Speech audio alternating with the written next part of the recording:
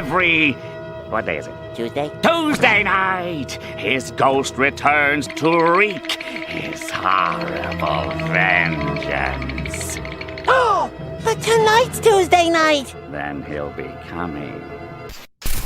Fade in. Hollywood is probably the most racist place that I've ever experienced. Early agents that I would have was, oh, you ever think about being a bad guy? You should hip hop it up more. We aren't able to be authentic. We're not allowed to question anything or converse about things. We're literally forced to be silenced. If you don't emulate what they expect you to, you are a racist, a bigot, you have privilege so you'll never understand. We're talking about this authoritarian dictatorship of how things should operate. And we're existing within that in Hollywood. It's like these quotas need to be met, and that's a story. That's acceptable. We can't be canceled.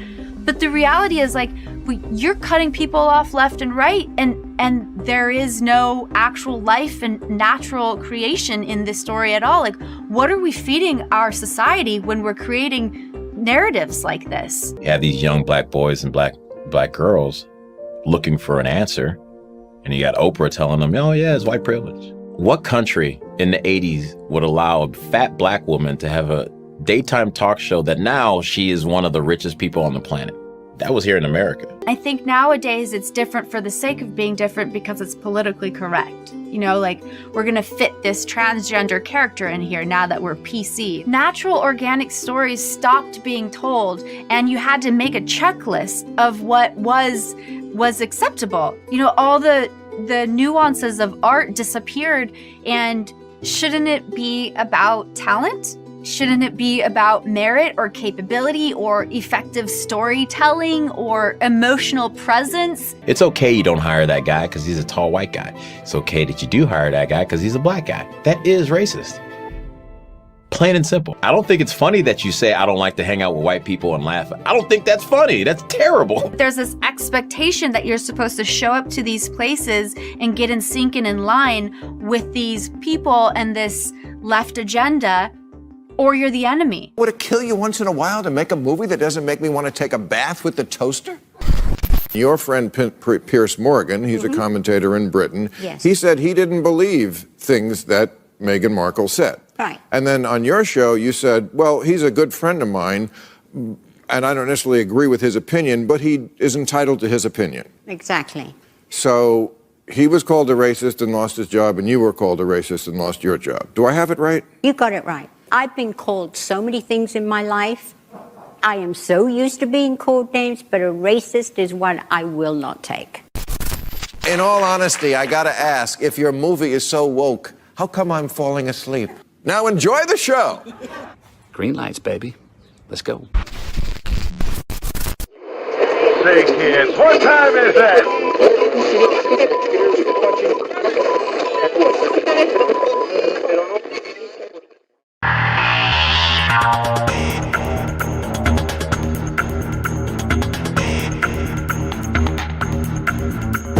Tonight's Tuesday night!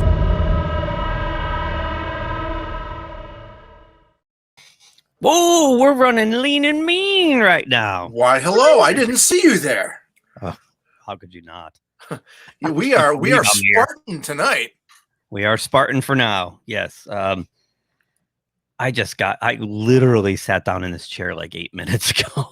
I barely got here in time. Ay. Anyway, enough of that. So Edson, I know he's dealing with a little family thing right now. Good luck. Thank you, sir. Indeed. And take care of what needs to be taken care of. And we will be here when you are done. Hey. And then there were 3. Judah Buddha. Hello there. Stacy also not able to make it today. Oh, I'm on. Yeah, you're on. I've been trying to log in for like 5 minutes now. How are you? Your brother was here, but he's having mic issues, so he left and he's going to come back. So we will have the brothers back. I gotta fix everything now. I don't know why. I came in earlier and I was stuck in the No, you weren't here. You were somewhere other room. We weren't in this one because I've been watching. You weren't here. I must have been in an old. Your brother was here, and you were texting us, but you weren't here. But you're here now, and that's what's important. You made it to the show. Welcome, Jude. Thank God. I was panicking because I was like, "Oh my God, what's happening? Like, what's gonna happen?" Stacy's in the chat. Yes, Stacy. Hello there, Stacy. Hello there, Normie Sue. Stacy. This is probably going to be a real short trip tonight because I worked a 12-and-a-half-hour day and I raced home to do this, and I have another one of my clients screaming at me for something, and I have to do it tonight because I have to get up at 4:30 in the morning to go have another 12-and-a-half-hour day. Adulting sucks. Man, I can't wait until I'm not adulting anymore. I liked being a child. I don't want to grow up. I'm a Toys R Us kid. I know. I'm a man child, and I don't want to stay a man child. Anyway, so we'll get through what we can get through, and we'll see where it ends up in a couple hours. We should all invest in cryptocurrency because that's the big thing now. I can't believe, Jude, this is why you're on this show. You just walked into what we call a segue. Cryptocurrency, first story of the night. How do you like it? Did you know that was going to be the first story of the night? No, I didn't, but I definitely thought it was going to come up on our show, and I wonder why. Well, you've got ESPN, you do. Yeah. I have all the links. So this actually ties into another project that you and I are, all three of us are actually involved in, called Charlton Comics, the movie. We're doing a documentary about the now defunct Charlton Comics Corporation. And Jose Delbo was an artist for Charlton Comics. Mm-hmm. And Jose just turned around a piece of art for $600,000. Creeping mother of God. Yeah. Now I don't know what to make of this NFT stuff right now. Did you hear about the Topps thing? Is that going to be in here? What Topps thing? The baseball cards. Oh, I'm sure. Like, what? Here's the. Did you hear? Yeah, it's crazy. People bought them all up. I was out in California last week, and they actually have like kiosks in the mall. Well, they look like little ATM kiosks, and you can do your cryptocurrency right there at the mall on this little touchscreen thing. I'm so old. Me too. I'm just like, isn't this like Monopoly money? Like, I don't know. I don't know what to make of it. Like a couple of years ago, tagged currency. Yeah, exactly. Yeah, like it has a number, but you have that number when you get the thing, but no one else can get it unless you sell it, right? Non-fungible tokens. Yeah, I don't know, but Jose's made 1.585 million. Mm-hmm. He's 87 years old. Mm-hmm. He would fall into the and he would fall into that bucket of what the Hero Initiative stands for. You know, the charity organization that helps these guys that created a lot of these properties and stewarded a lot of these great comic book properties, but are now like broke and dying of they're broke with medical bills they can't pay for and everything else. Which is what Jackie and I, when we came up with the idea to do the Charlton Comics movie, the whole impetus behind it was to give a sizable donation of the proceeds we make from it to the Hero Initiative to help these guys out. That was the whole point. Gotcha. Sadly, most of the people were featured in the movie have already passed on. The people that we wanted to give the money to. Nuts. Yeah, so I mean, I don't know. I don't know what to make of this, but good on Jose, right? I mean, my God. That's great. Selling his art as cryptocurrency and making all this retirement slush. That's freaking awesome. Hey, man. Yeah. Yeah. We're hoping to play interview the system Jose. however you can, man. Jose is one of the people we have not interviewed yet, and I did meet him at a different convention. He's a sweetheart of a guy. Yeah, it's awesome artist. Right now, this whole like market of cryptocurrency, this NFT, like Topps released NFT baseball cards, and they only made a limited amount of cards, and people bought them all up. And now it's like currency. It's like buying priceless art, like we talked about last week, where you can use it as a thing to sell to other people, or it's crazy. Yeah, and it's completely like in its infancy, sort of. I mean, crypto's been around for a while. It is like a couple of years ago it was huge, and then it kind of faded away, and it took a beating early on in the COVID era.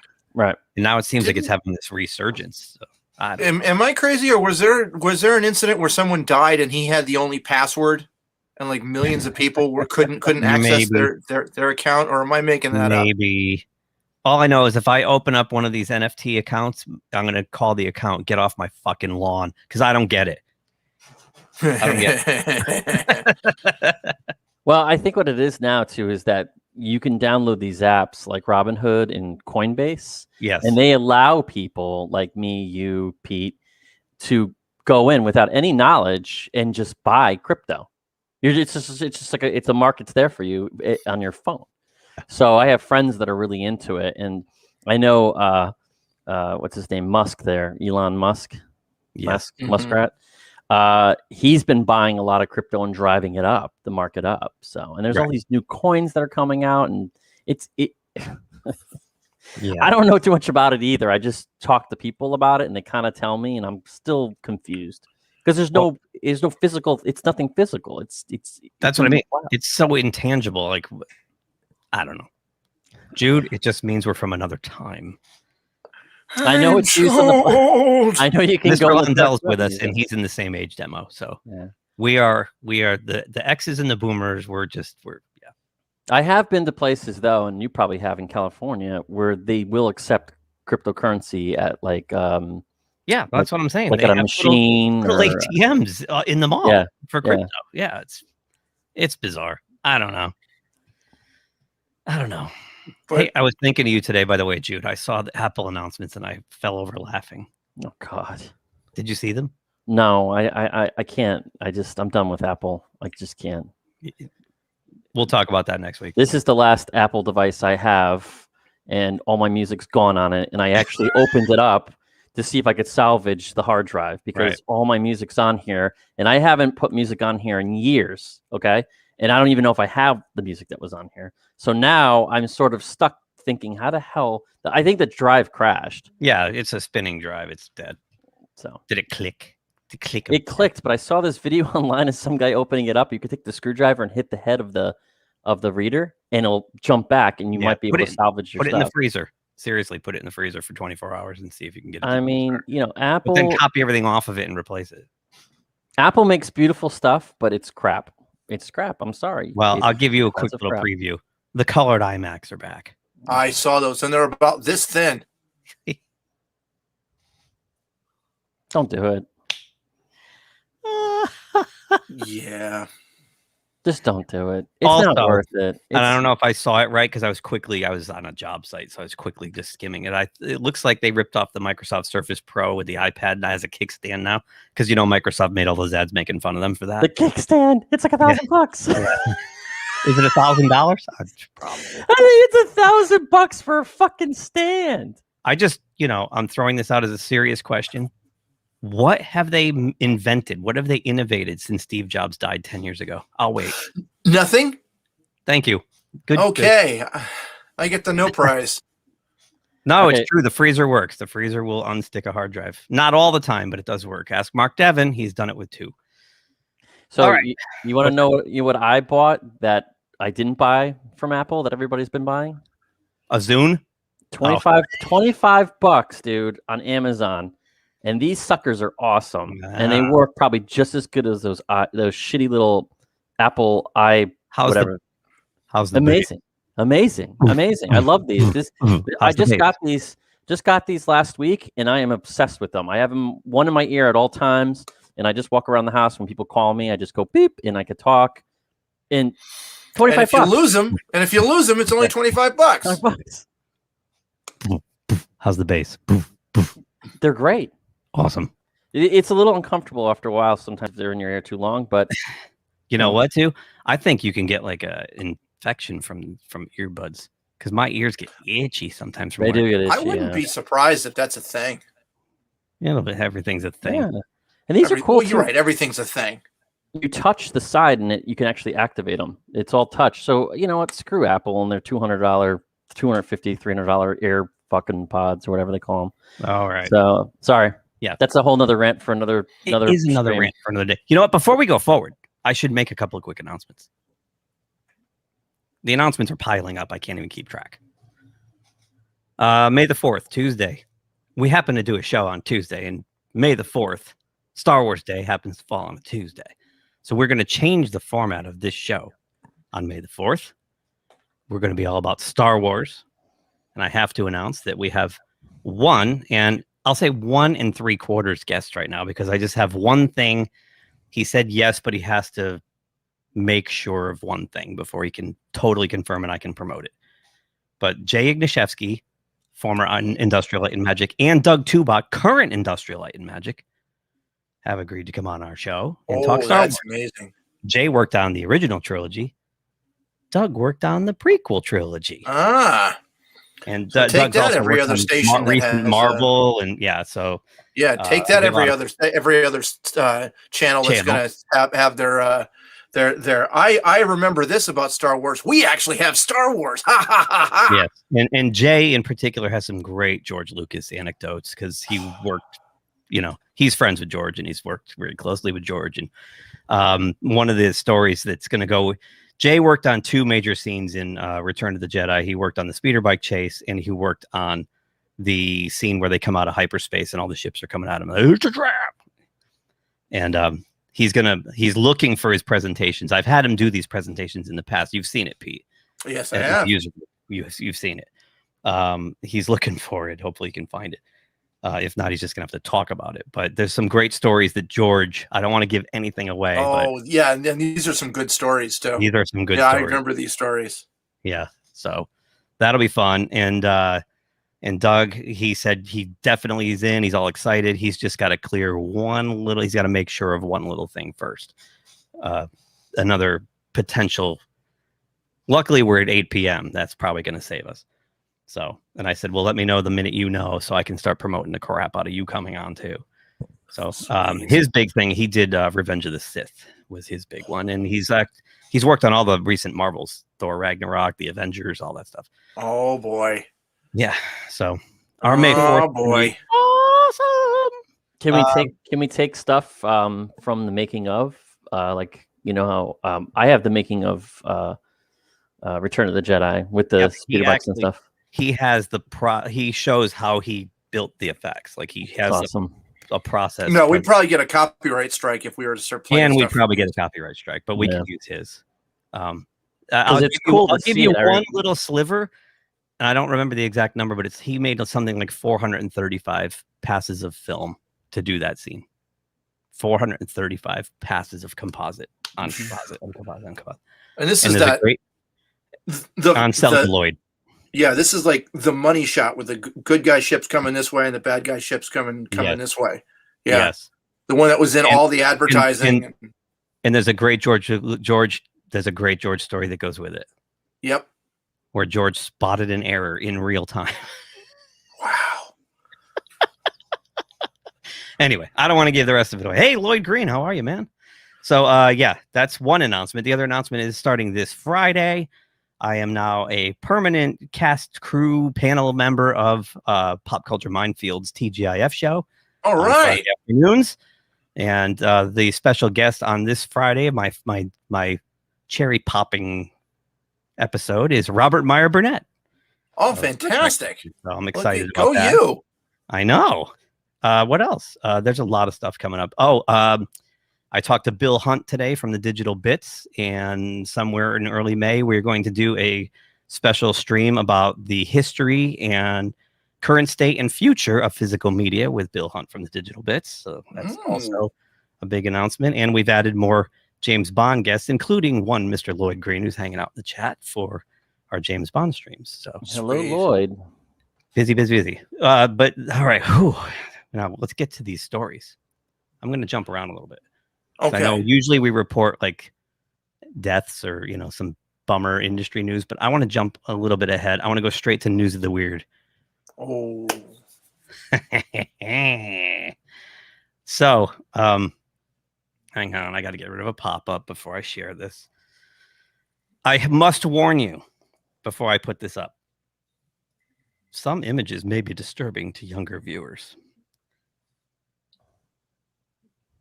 This was brought to us by Jedi 6, now known as just 6. He's back. Oh my god. That's pretty Yuri Talachiko is back. Oh my god. Take off your sweater, dude. Oh my god. He wants to stay a while. So oh god. First, I'm going to refresh this quickly. That's the device. Remember the device? Oh my God. Really? Yeah. So remember, he married a sex doll. For people who don't know about this, this guy. Yeah, I remember that. He married his sex doll, and then she broke on their honeymoon. So he cheats on her with like a cheese grater. With this thing, this thing right here, this cheese grater looking thing. I don't even know what is that? Or is it a purse? I don't know what it is. Anyway, he has since he replaced her with a new, like a chicken, a giant chicken with another lady head on it. Why? Is it just for shock value? Is this what this is? No, this guy's got some weird fetishes, dude. It's Lola. Of course it's Lola. Of course wife. His name is Lola. On Thursday, March 11th, Yuri posted on Instagram, "Let me introduce you to my new wife. This is Lola. Lola's queer." Okay.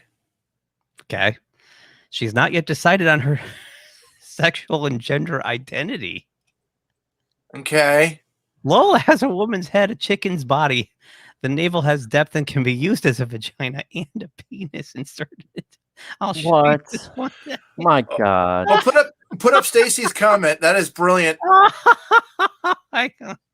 Yeah, there's a song. There's a song that's playing. This one? That's the one.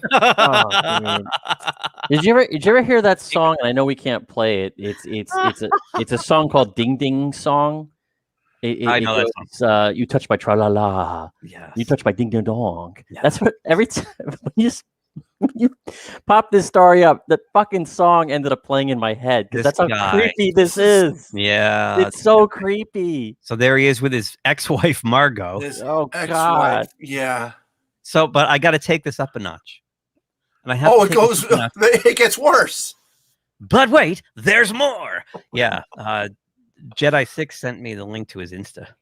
You touch my tra la la. My ding ding dong. Oh, Jedi 6. What have you done? Let's look at his Insta here a little bit. And oh God. What is going on? Oh my God.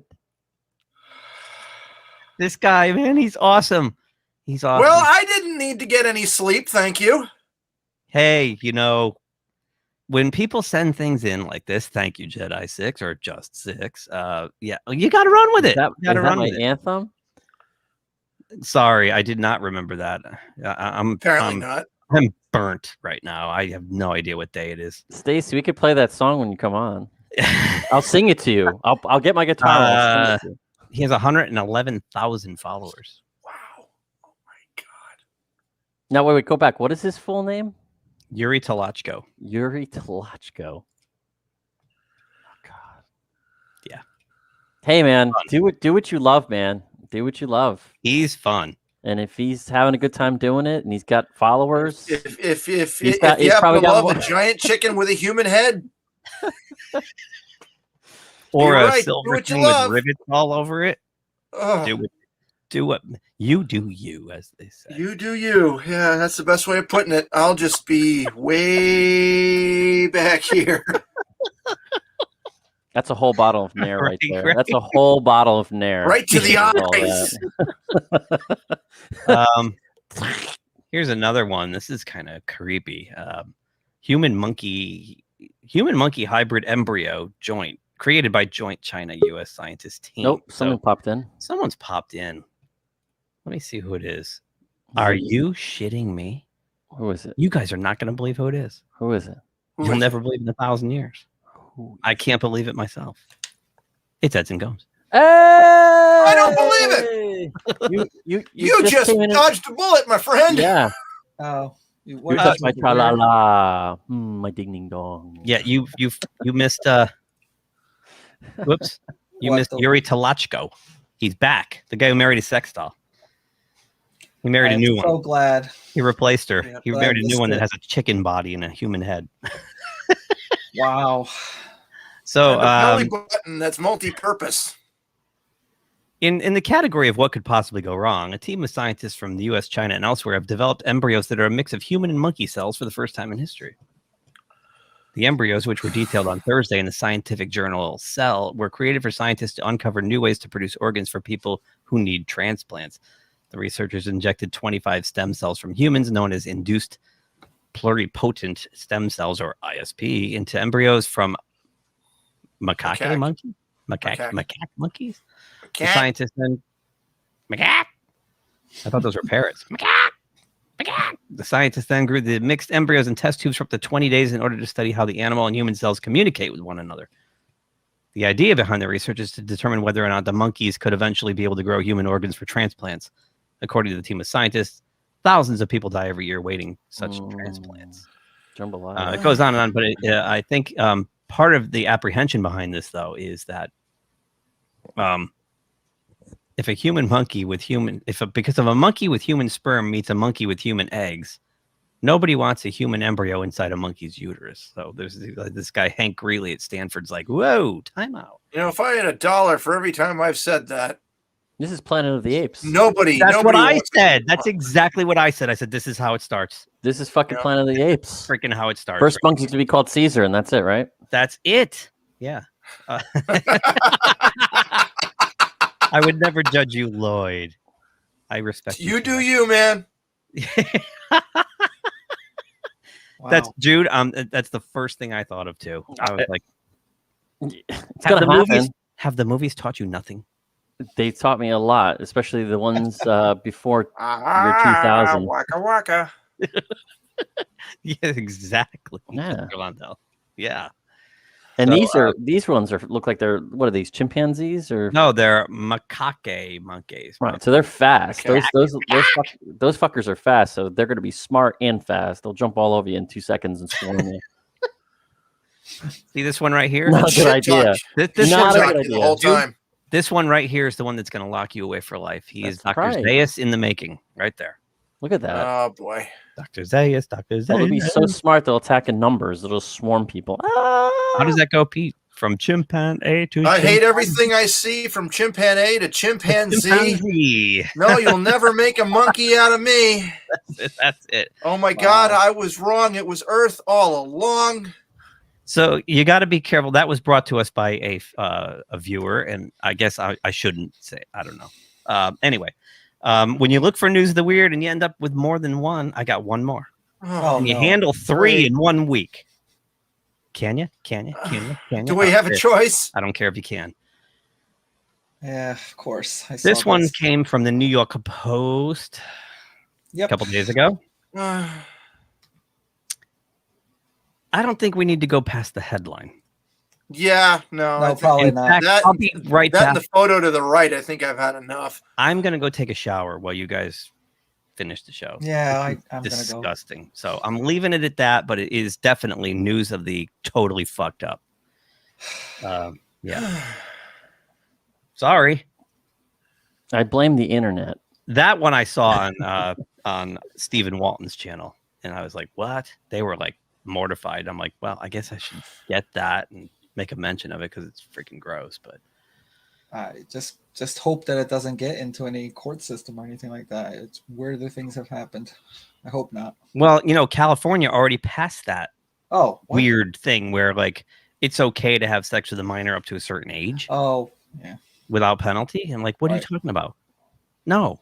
Some 30-year-old guy touches my kid. He's dog meat. I don't care if it's legal. He's dog meat.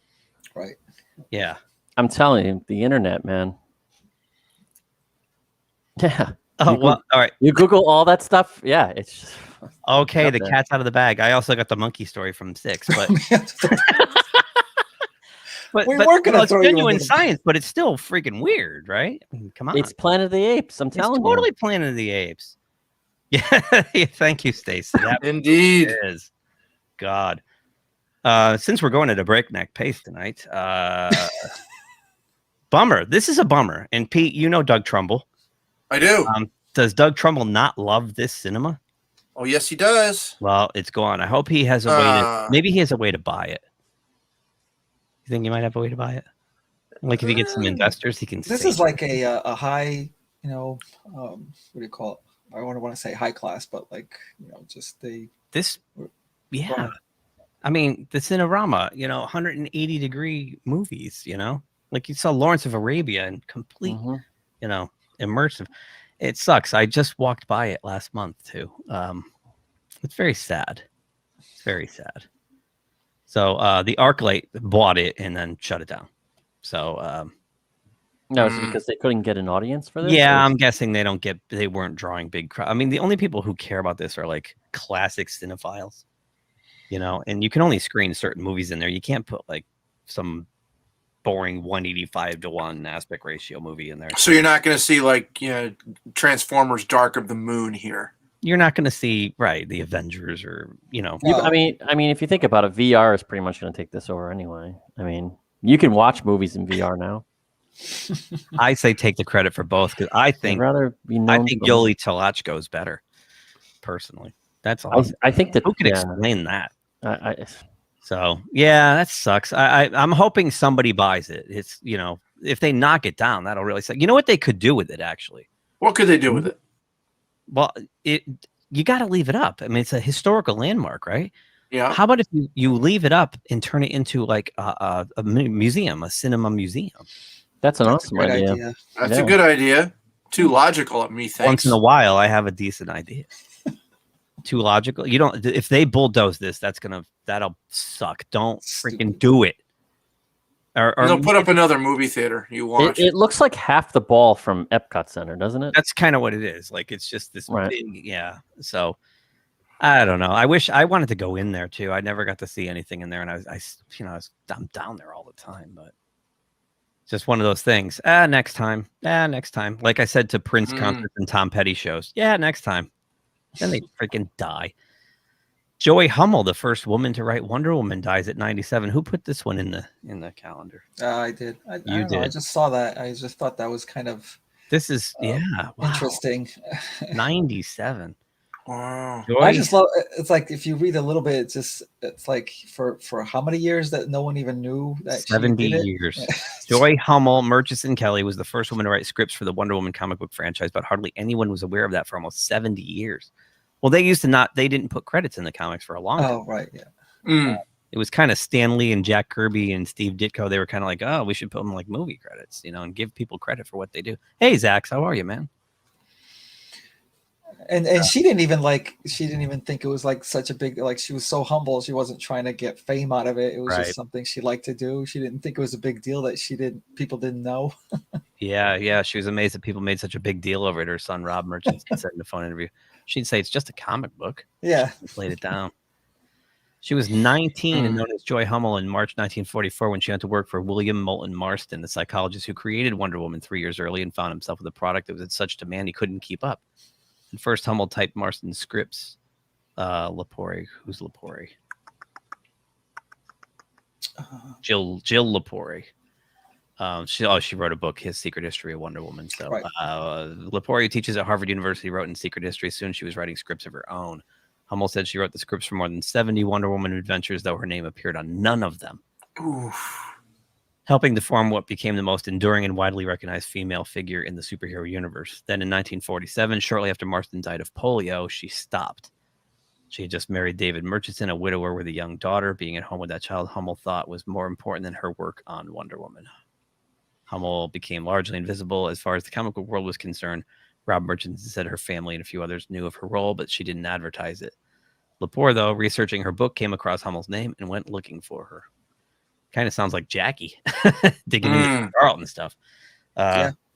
Wow, that's awesome. And it's a shame. It's a shame that nobody really had their credits on the books back then. But everybody knew like Jerry Robinson was doing Batman and Bob Kane's name and Schuster and Siegel. Those guys, Superman, and all the other ones, Garner Fox, and all those people. By the way, speaking of Garner Fox, did you see the Easter egg? I watched the Justice League Snyder Cut again. The whole thing? Yeah. And Wow. I'm going to watch it many, many times. So yeah. Wow. No, I split it in two. I 2 hours one day, 2 the next. But the scene where the Flash saves Iris, the truck on the side, it says Gardner Fox Farms or something. It pays homage to Gardner Fox on the no kidding. Yeah. I also saw that the whole hot dog bit was actually from the first time he uses his powers too. So yeah. Right. So One more kind of. This is weird. This could be teetering on news of the weird. Robert DeNiro. Oh yeah, this was was in divorce court the other day, and it did not go well for him. His ex-wife. She's got. I should have pulled it. You know that Chris Rock bit. I'm accustomed to this. I'm accustomed to that. He's just getting a divorce right now. He just got divorced. Wow.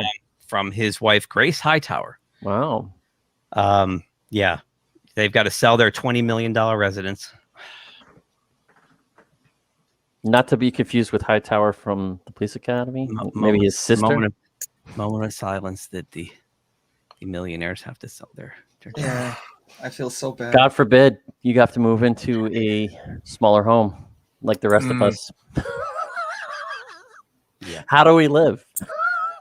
The legendary actor who Hightower says is worth $500 million is actually running out of money due to the pandemic's impact on Hollywood, his attorney Carolyn Krauss said. Hightower's lifestyle exacerbates the problem. Mr. DeNiro is 77 years old, and while he loves his craft, he should not be forced to work at this prodigious pace because he. Are you kidding me? No.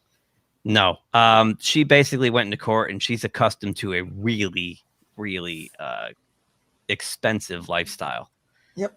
She's used to spending $215,000 a month on the credit cards and $160,000 in cash on shite. And apparently he's got to pay her. He's got to gave her what, $1 million per year? $1 million per year in spousal support. Yep. Because she's accustomed to this, and she's accustomed to that. Well, I like money, and I require lots of it to live as I see fit. So the state should be giving me lots of it too. Wow. Right. Are his kids? I know he had kids later in life too. Are they even 18? I don't know. But you know what? He's paying child support. He's going to be paying alimony. But she came in and also said that he's got just as expensive taste. He spends $50,000 for private jets for a weekend and things like that. So, you know what?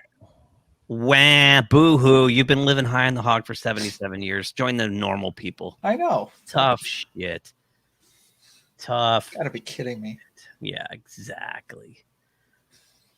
Here's some news, Edson. I think you're going to be excited about this one. I thought, didn't we bring up this story the last time? About we brought up a certain story. Okay, this is different. Okay. Well, this one came. When was the 16th? What's today? 20th. 20th. Okay. Happy 420, man. Yeah. Right. Yeah, you're right. This is more recent. Okay. Yeah. Exactly. Hey, brightest day. Welcome.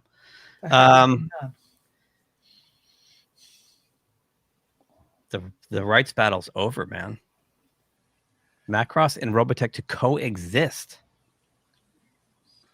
by Spencer Bakuli from Bounding into Comics. One of the most infamous rights conflicts in the history of anime has finally come to a close as Big West Company Ltd and Harmony Gold, the rights holders for Macross and Robotech, respectively, have come to an agreement that will allow the two series to coexist. Scroll. The story of Macross and Robotech's legal troubles is a complicated one, albeit that it gives a fascinating glimpse into the tumultuous landscape that was the early American anime scene. It begins in 1982 when Artland Studio New and Tatsunoko Productions produced Soji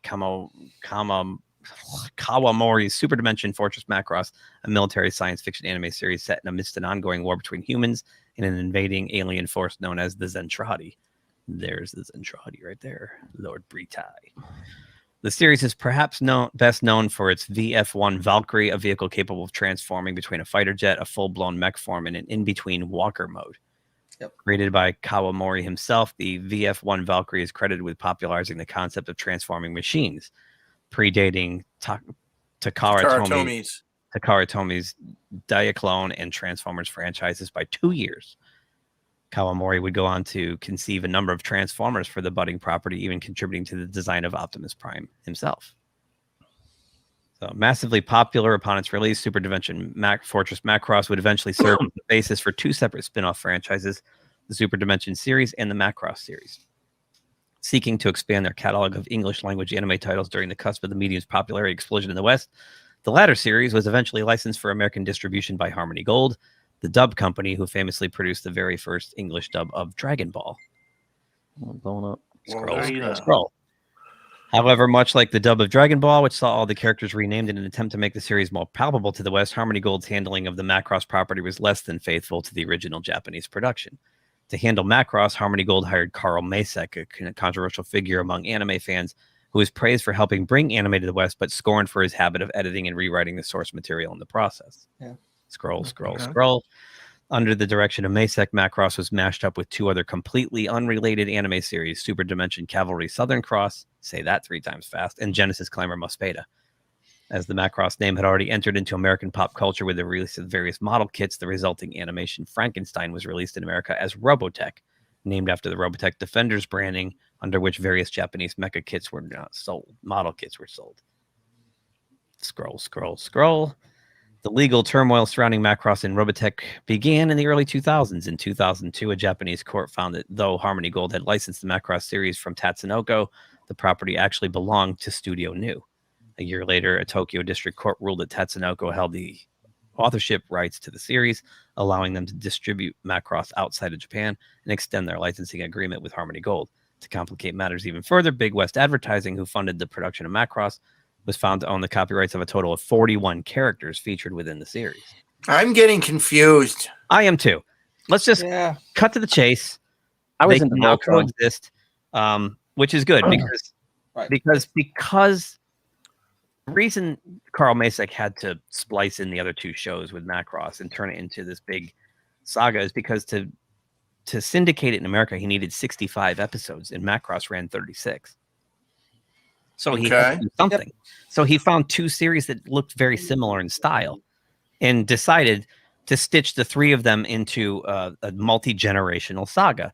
The problem is, the 3 of them have nothing to do with each other. So I give him credit. You have to re-edit it and rewrite it to make all 3 of them work together and change characters so that they become descendants of one another. And it all made sense. It didn't, to me, and I can't speak for you, Edson, but it didn't bother me because you could find the originals even in the 80s. If you looked hard enough, you could find VHS copies. So, I thought that was a good. It seemed like a good overall story that he kind of used elements to kind of relate them. Obviously, you go back there now and you could tell it's obviously different stories, but he did a good job. I thought so. Them, yeah, Glinzer, he's got raging bills. Can't take credit for that. I read it somewhere. So how big is, I know when I was over your house, Keith, you had the Robotech collection, didn't you? I do. And Edson gave me, God, I want to say maybe 6 years ago. You gave me Macross. The actual Macross. The actual Macross. Yeah. And they're remastered. They look beautiful. How many hours how many seasons or hours are you looking at by watching the whole thing? Well, there's 87 episodes, I think, now. 85. 85. In one season? No, 2 seasons, 3 seasons, or something like that. It's 3 seasons, sort of. It's 3 different series. So 3 different series stitched into one big thing. So is Macross is the first 36? Oh, and the Southern Cross is the next 24 or 25, and then Mospeada is the last 24 or 25. It's like they took Spider-Man, Harry Potter, and Star Wars Episode 4 and stitched them together into one long story. Yeah, kind of. That's kind of the idea. But they did it. You wouldn't know. Like Brightest Day said, he didn't know. The mecha in all 3 look similar. The characters are drawn the same way, and even the style and everything. It fit. But purists hate him for doing that. But he had to. You couldn't get It wouldn't be done. You couldn't do it any other way. And there's no way they were going to run 36 episodes of something on Saturday morning cartoons. They weren't. They would have busted that up into different seasons. Right. Which you probably could have done because Macross, like we've been talking about, is a perfect 3-act structure. 12, 12, and 12. So you could have season 1 be the first 12, season 2 be the second 12, and season 3 be the third 12. Well, nowadays you can do it because series only have 7 episodes and they're done. Or 10. Now you could do whatever the hell you want. But back then you had to have the 65, and that was the only way to get it over here. Because unlike some of those other series like Star Blazers or what's the one that became Battle of the Planets, Gotcha, man. those kind of Ragachamon and Voltron. They had that. They ran for seasons and seasons. Macross was designed to have a beginning, middle, and an end. It had a finite amount of episodes, so it wasn't designed to go on and on and on. So, wow, we've already gotten to this point in the day. The night is young. Supergirl rating. Oh my gosh, yeah. You know, this came up the other day when I was, going through my Fire Stick. That's all I'll say. And I was tempted to watch it, and I was like, I just can't. Yeah, don't bother. So they, as we know, Superman and Lois is on hiatus until May 18th, I believe, May 7th, somewhere in there. So they've put Supergirl season 6 in its place, and it's not doing so well. 586,000 viewers tuned in, a loss of over 100,000 viewers from the previous episode, 690, and down from the 730K when it premiered. So, I mean, those are Batwoman numbers. Batwhammon numbers. Batwhammon. But they stuck it in Superman and Lois's time slot. And Superman and Lois, have we seen, has been pulling 1.2 million. So it tells you right there. The audience is aware of the difference between Superman and Lois and Supergirl. The question is this going to affect Superman and Lois's numbers coming back? Or, that's a good question. That's a good question. Or will in either direction, right? That's, I mean, they could jump because people missed it, or they could completely bottom out because people just walked away and saw Supergirl and just stayed away.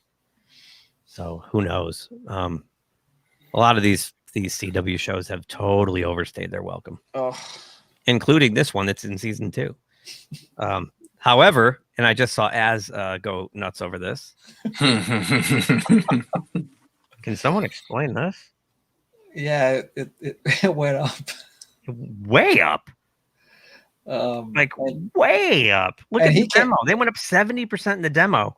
How? From what he was talking, I mean, the thing sounded like crap the way he reviewed it. So I don't know. I don't understand. I saw him saying too that it was clearly these last 3 episodes were like the ones they did during the COVID restrictions, because he's like, there's like 2 people in every scene and they're standing on like opposite ends of a room. They're not even near each other.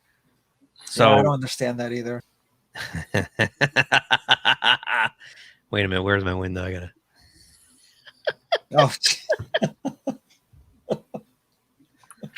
Answer the question. Hey, Jude, you got a question? Sorry. Not paying attention. Put it back up. Oh, you didn't see it, Jude? I saw it. So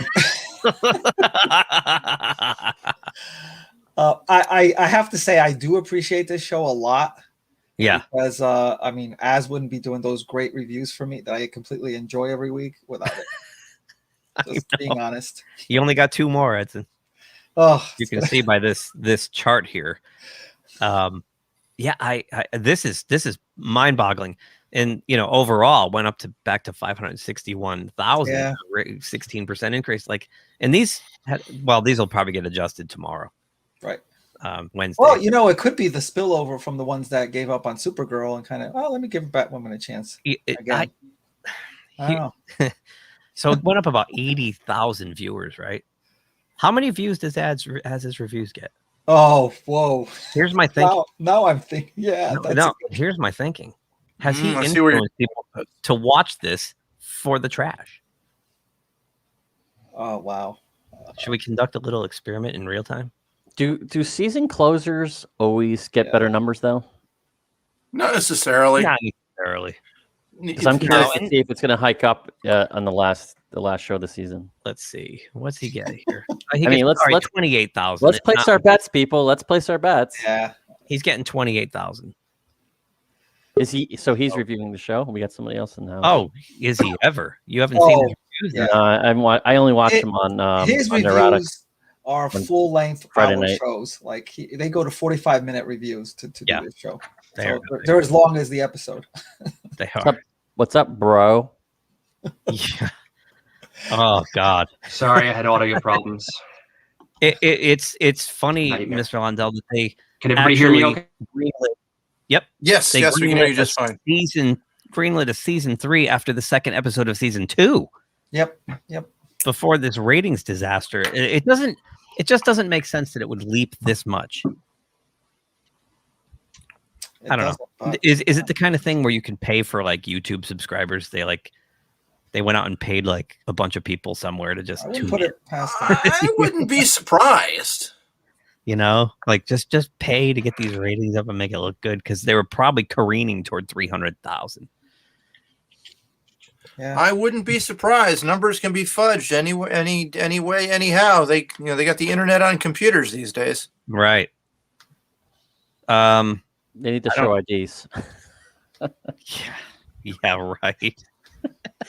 Sorry, that was bad. Edson. Oh yeah, I didn't get to read this. I'm not sure. I mean, it's really not.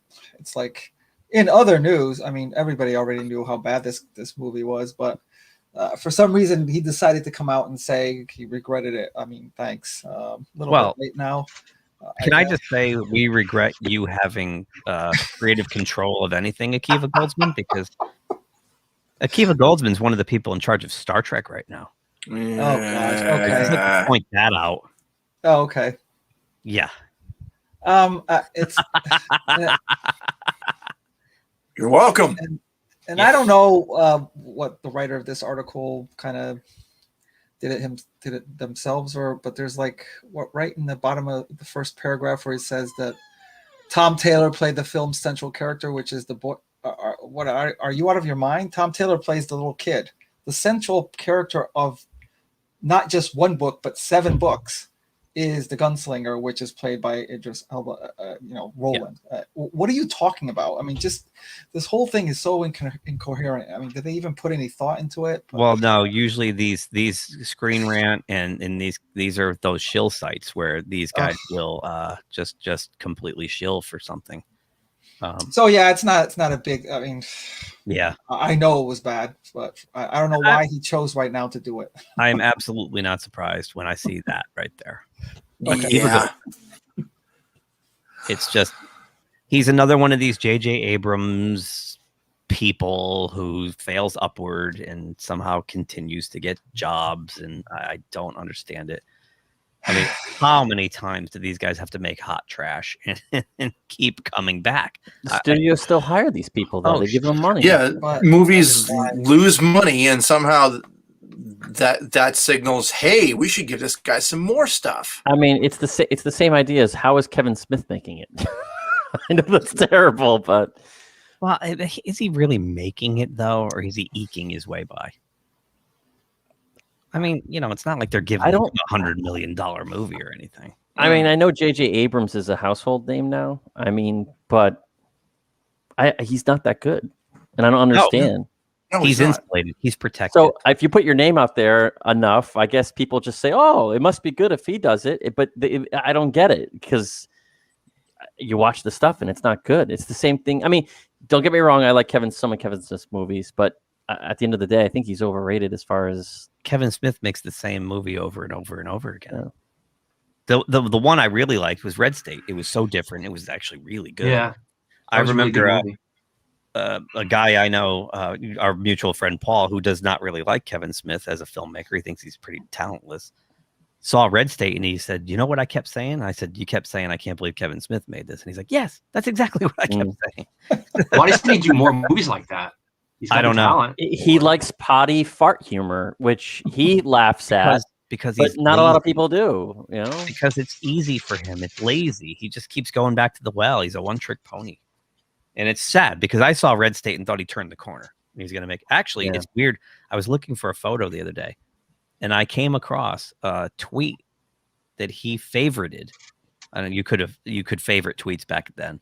When I saw Red State and said, "This is like a masterpiece. Kevin Smith really went to a new level," and he favorited that tweet I did. But yeah, I mean, he has stepped way backward. Yeah. Yep. Now he just has to cry that he loves something, and then they go, "Oh, you want to direct an episode of Supergirl?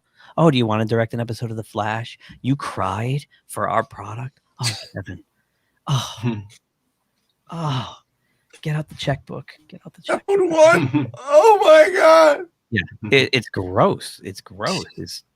Anyway. Lord of the Rings. Amazon is spending $465 million on season 1 of Lord of the Rings. And speaking of Bad Robot, they are involved. So we'll see. There goes any hope for that show. Gotta hold out hope. Gotta hold out hope. You got a little bit, yeah. You got to hold out a little bit. You know, I mean, they're going to do it in New Zealand. I think they're going to try to match the aesthetic the best they can to Peter Jackson, what he did. It's going to be interesting. It's going to be interesting. Game of Thrones cost $100 million to produce, more than 4 times less than what the first season of Lord of the Rings will cost.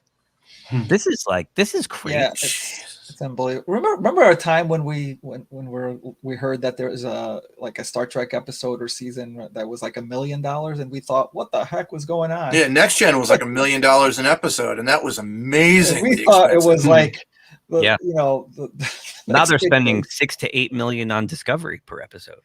Unbelievable. It's crazy. And Amazon badly.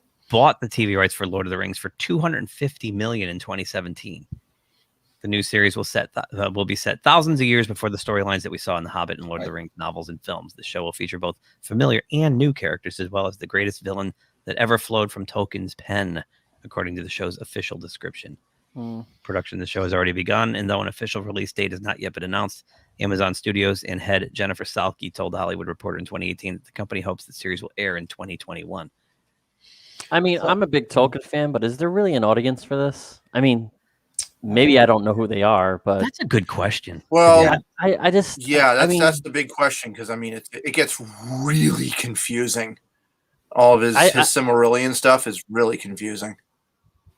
Yeah, I mean, it's almost as if you're into the world, the Tolkien world, you'll get it. But if you're a casual viewer, I mean, might get confused pretty quickly. You just want to sit back and let the story unfold. You don't want to say, I don't know. It just, either or, I wouldn't give a shit. If it has the ship sailed on this, are people just tired? Like, I don't know. I don't know. They want to make Game of Thrones. That's what they want to do, and this has got brand recognition on it. And Game of Thrones filled that void. And then I thought when Game of Thrones ended, they were actually going to do some other story with the universe. I think they are. They still are. They are still planning a couple of prequels. I mean, they have to recap. They have to figure out, because the last season was just fucking terrible. I don't know how many people. I know my brother was, but HBO Max has to go up against this now. So they need Game of Thrones. Yep. You're their audience 6, so we should ask 6 whether or not you're really anticipating something like this, or you just don't care. You'd want something else. I'm gonna try to stay positive about this, even though I know there are people from Bad Robot working on this. And I'm sure they're gonna gender swap the characters, and I'm sure they're gonna sex it up, and I'm sure they're gonna Bad Robot is gonna put their stamp on it. We'll see. Which there are outliers. We still have Cobra Kai, and we have outliers. Even a show like Invincible, even though it's animated, but Invincible has a couple of those moments, but they don't clobber you with it. They don't beat you over the head with it. It's kind of organic to the story, so you don't care. I'm really enjoying that. Are you caught up? Are you guys caught up? I'm caught up. For what? For what show? Invincible. It's good. Watch it. Yeah. It's really good, dude. It's a bloodbath, man. It's like The Boys. It's nasty. Yeah. Well, that's what the comic book was, a bloodbath. Yeah, so. That's my recommendation. Yeah. No, I mean, I'm getting wrapped up into these nice. Hang on, Jason. Put that back up. Put it back up. Boom. Wow. Look at that. Yeah. It's the Good compendium. gravy. That's like a phone book. Flip it open for a second, because the artwork on the show is very similar. It's very faithful to the comic. It's very bloody. Yeah. Yes, it is. Yep. Yeah. It's beautiful though. Great voice cast too. I didn't even think that the run was that long. Mark Hamill's even part of the cast. The comic book run? Yeah, the comic book run. It was like 150 or more, maybe. It is. It's 159 issues. This is the only first 49 issues, or 47. So. Yep. Oh, Stacy. Watch the extended ones. They're 4 hours each. They're awesome. I love those. Yep. So do I. They're amazing. Mm-hmm.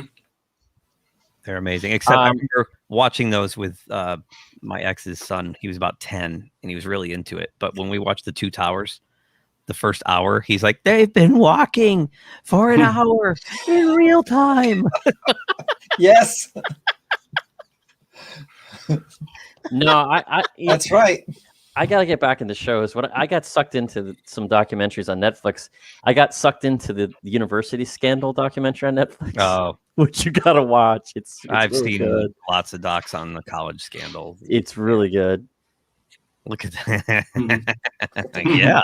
Compendium. Yeah. Yeah. Yeah. And when he's not using it for certain things, he can crack walnuts with it. So it's like the Walking Dead compendiums. You know, you buy that thing. And it's like a weapon. I bought one at a con, and the first one at a con, and I had it in my bag all day, and I swear to God, it felt like a brick the whole day. I was just like, I gotta put this fucking bag down. Like a blunt. Besides all the other shit that's hanging out of the bag, you know. And how great is Jay Jonah? Oh my God, I'm drawing a blank. J.K. Simmons. Oh. Oh yeah. Omni-Man. Omni-Man. Yeah. God, it's good. Yeah. He's so good in it. There's only 2 episodes left, right? It's only 8. I think so. And it's Netflix, right? It's on Netflix? No, Amazon. Amazon. No, Amazon. Oh, okay. I gotta find it on my it's good. my stick. It's good. I'm loving it. Yeah. What was the name of that Justice League knockoff? I'm my brain's already farting. Oh out. yeah. Guardians of the Globe. Guardians. I was shot out of a cannon, but now it's catching up to me. I'm like, duh, the Guardians of the Globe. Yeah, that was great. That scene. Woo! That was awesome. Okay. I'm just gonna look here. Where should I go next? Anywhere you want. I'll do this one real quick because this is like hot news. Hot news. No, I haven't seen the why won't this go up? I haven't seen the trailer because I loved it. I really like this. I'm really anticipating Well, it. they want him canceled already. They want him canceled. Why? Because he made fun of Nicki Minaj. Oh, 10 Christ, years who gives ago. a shit? 10 Who gives years a ago. shit? I will make fun of Nicki Oh, Minaj, for God's whatever her sakes. name is. Nicki Minaj. Minaj. Gotta be kidding me. Nicki Minaj. What's her name? Just never Nicki ends. Minaj. I'll fucking make fun of her. I don't care. Cancel me. Of course, the twatter crowd took issue with the tweet following the release of Marvel's first Shang-Chi trailer. It looks really good. God's sakes. The It looks tweet, really good. this article, by the way, John F. Trent at Bounding into Comics. The tweet, which Lou wrote in November 2012, read, I thought I was at a Nicki Minaj concert for 20 minutes before I realized I was just watching a homeless man yell at a pigeon. Nice. Nice. This is what they want to cancel people for now. This is what they want to deprive this guy of his livelihood for. Oh, and by the way, he's not a white guy. Yeah, this is what they do. These people are sick. They're freaking sick.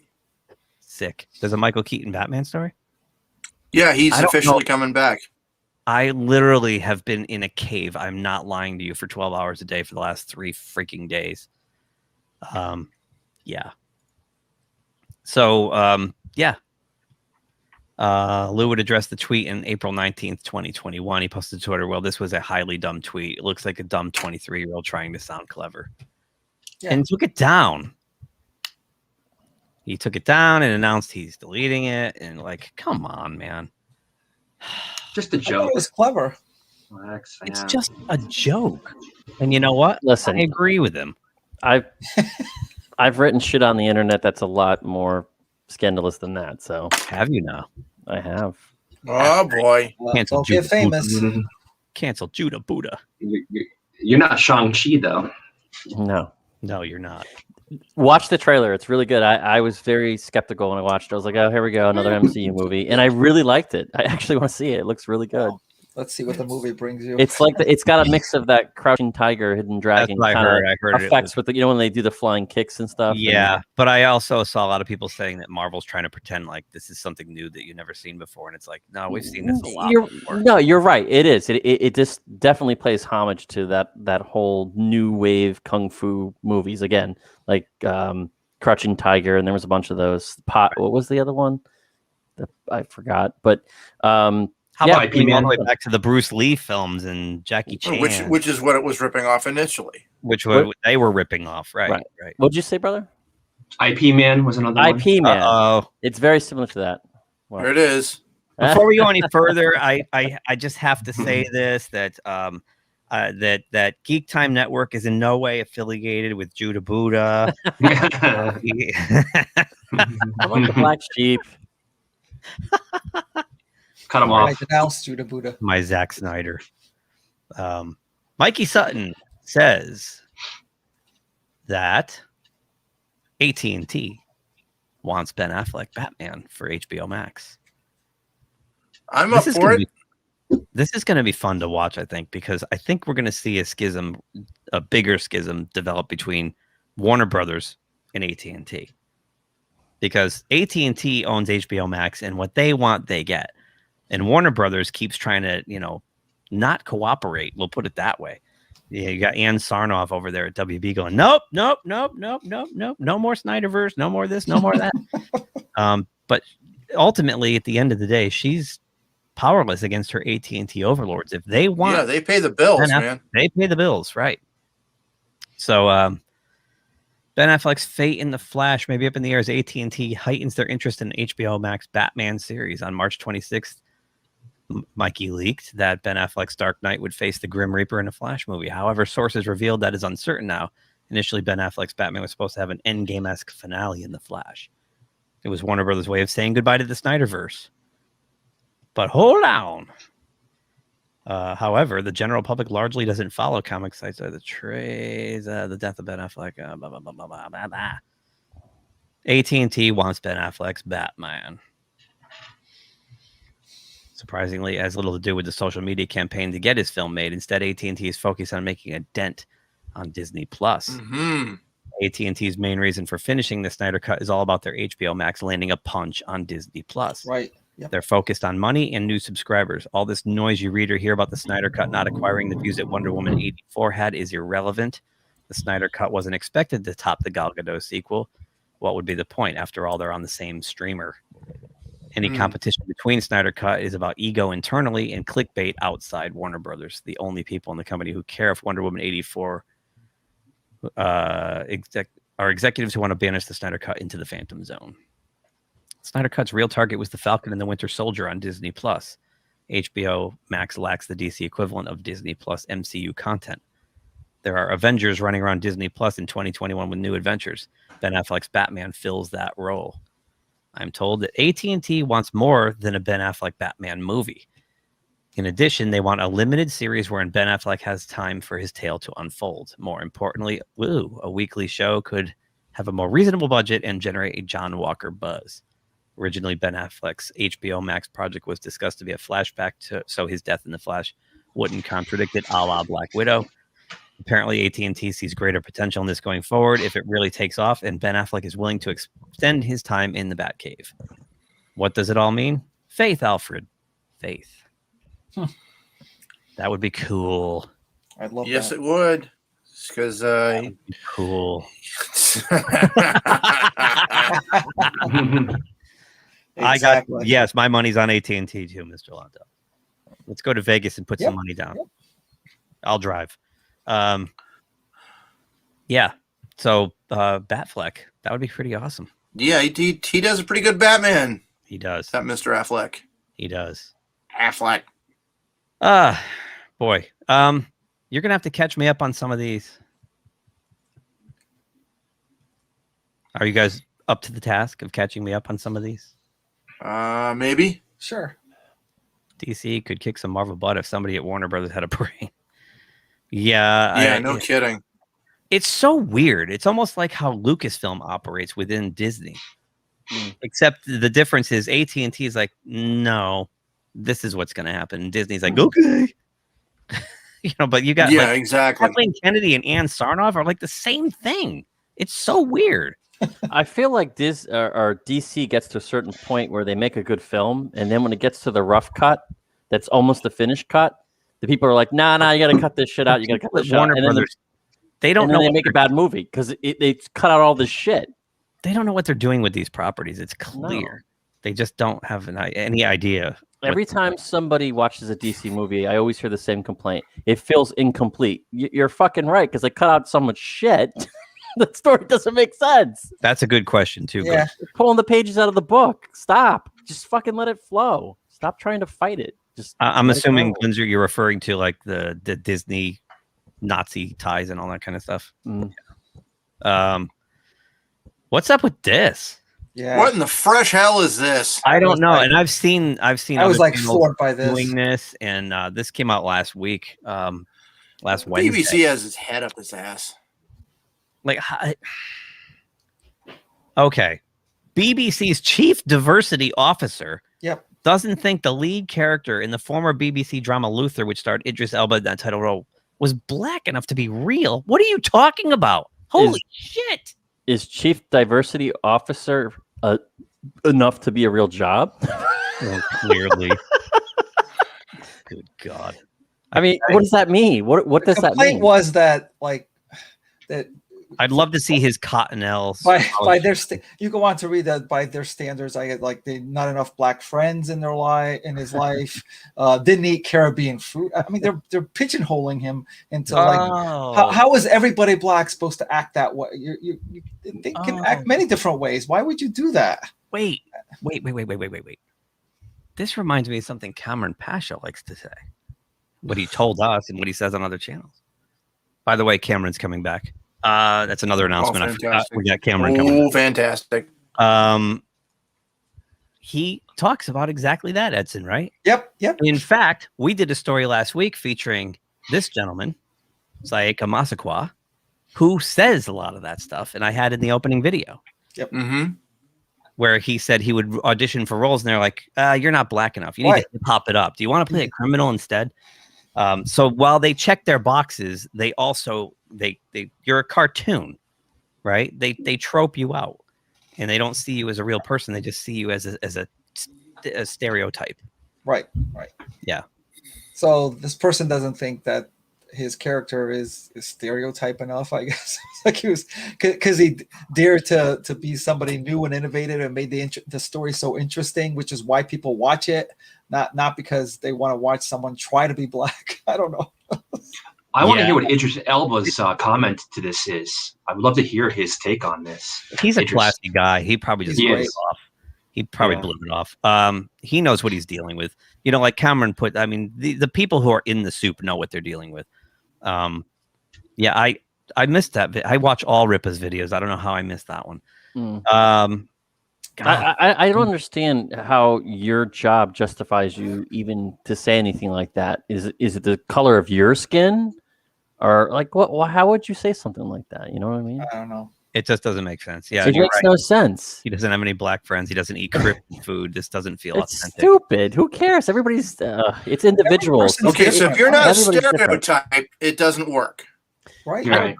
And I thought of this the other day, and I think I asked this like 3 months ago, because I'm not a writer, but when you're writing a story and you envision characters in your head, you just envision the characters for who they are, not what they are as far as a race, right?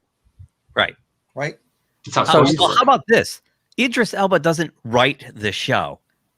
He acts in the show. Yeah. If they don't have him have black friends or eat Caribbean food, that's on the script writers. That's what confused me about this article. Are you talking about Idris Elba, or are you talking about the character of Luther? It's like it confused me who they were attacking. Right. Either way, it makes no sense. And to do it this late, like the show's off the air, right? It's over. Yeah. Why now? And it was why? We obviously need some virtue signal points, right? And this person's obviously trying to keep their job, so they have nothing better to do. Why target this? I mean, the guy's a great actor. Oh my gosh, I have not seen anything bad by him. I love Idris Elba. I want him to be the next James Bond. The problem is he's already 50, or right around 50, and it's like I want to know what time he makes 4 movies, he'll be 70. Right. I want to know what college programs you can go to become a diversity officer. Well, I can guarantee you that the diploma is printed on Cottonelle. You fail upwards. That's how you. Oh God! So we did this last week, and I put some of his video. I encourage. This is interesting. John F. Trent put this up last week, and then this week, Another actor. How do you say her name? Samar Armstrong. She also came out and talked about some of the stuff that she's seen and heard. And again, it just kind of reinforces everything Cameron told us back in February. And I encourage everyone, I'll put these in the show notes, to go watch these 2 videos put up by PragerU. They're short videos, 5-6 minutes each. We have funny comment. Yep, from 6. About Miss. No. 2 down. There you go. It's squirrel blood, actually. Freshly squeezed. We had a nice day today. They were outside. I had to bag myself some squirrels. Yeah, I missed a beautiful 75-degree day. Yeah, it was in a cave. So anyway, this one's 6 minutes. Samar's 8.5. And actually, she doesn't start talking about it till a minute and a half in, so about 7 minutes. And it's wow. Like, these 2 actors have gotten to a point they clearly don't care anymore. They're tired of it. And it's a lot of what Cameron has been saying. And it's you can see there's a groundswell now. There's a couple of people that are starting to push back. And I'll rerun the clips I pulled from these again next week in the open, but it's worth watching the whole thing. And I think she even said she waited for the backlash, but she actually got a lot positive from a lot of agents that was just like, "Oh, I'm so glad you talked about this. We were so afraid of talking about it." And it's like people are just waiting for it to come. Yeah. And like she said, over the last 6 years, I've heard nonstop they're not looking for white. It's got to go diverse. And she was like, "Oh, yay!" But then she didn't realize what that really meant. Yeah. And she says all the things that we've been saying. It's not that we don't want diversity. Of course we do. It's just got to be organic. It's got to feel real. Right. You just force it in there and shove it in there and reskin characters just to reskin characters. And like she said, I think nowadays it's different for the sake of being different because it's politically correct. We're all going to fit this transgender character in the house, so we're PC. Natural, organic stories stopped being told, and you had to make a checklist of what was acceptable. All the nuances of art have disappeared. I mean, Robert Meyer Burnett says this stuff. It's not. That was the kind of revelation. That photo from the Lucasfilm writers' room. Diversity over well-rounded characters. Oh, I have that. There's a story in there about that. That guy, this right here, Clifton Duncan. Audiences don't hate diverse characters. What they hate is being slammed as bigots for rejecting bad work from pretentious, unskilled activists posing as writers. If the demography of your characters becomes more important than the story, your story will probably suck. Very well said. Very well said, sir. Mm-hmm. So, this is interesting, and I wonder how many more this channel, PragerU, is going to start pulling out. Interesting. Very interesting. Hey, PJ. Hello there. PJ, you should come on May the 4th. We have 2 guys from ILM joining us to talk Star Wars for 3 hours. Would you like to join us on May the 4th? Please send me a direct message to my Twitter account at your earliest convenience, sir. Thank you. And Mr. Londell, we got to get you back on. And I know you're slated to do a Bond. Actually, Mr. Londell, we're probably going to be hitting Goldfinger about a month from now, end of May. So get ready, sir. Get ready. Let me just close some of these windows. So while we're... Oh, boy. La, la, la, la, la. Ooh la la. My ding ding dong. Sorry, you said it. I had a... Never mind. Anyway. We've actually... All that squirrel blood is going to your head. We have ripped. There was a lot of when I was talking like this to Mr. Lawnman. I got James Bond villain like James Mason. Is that what it was? It rubs the lotion on its skin, or else it gets the hose again. No, I did announce it. It's Jay Ignashevsky, who worked on the original trilogy, and Doug Tubach, who works on a lot of the Marvel stuff and the prequel trilogy. So both. Doug is still active at Island. Jay is retired. Oh, what? I remember that 6. I remember that. Oh! She kicked you in the jimmy. Oh. Shot through the heart. And yeah, Mr. Mondell, I gotta watch that too. You give love a bad name. The trick is to watch it like the day before or the day of. I watched Dr. No like 3 hours before we got on with Mark Altman. So it was fresh in my brain, and I still couldn't tell the story in the right order. Yeah, me too. I got a couple of things wrong. Yeah. But he was so good. I was like trying to jump ahead of him, and it was like, oh no, that's not. I know. Which, by the way, was kind of cool. The newest episode of Inglorious Trexperts came out Friday, and that's hosted by Mark Altman. And the first thing he starts talking about is coming on our James Bond show. That's great. Nice. Yeah. So it's kind of cool. Okay. Where to go? Well. I hear that the Predator's getting this streamed. happened. Yeah, this is all related to what we just talked about. Admitting it. ABC passed on pilots for not being inclusive enough. She actually said Doesn't even care. during a panel that included Amazon Studios chief Jennifer Salke, who's running the Lord of the Rings, by the way, Walden revealed that for the first time, the network received some incredibly well-written scripts that did not satisfy our standards in terms of inclusion. So they rejected them. Yeah. Yep. If that doesn't just punctuate this. We just want our entertainment back.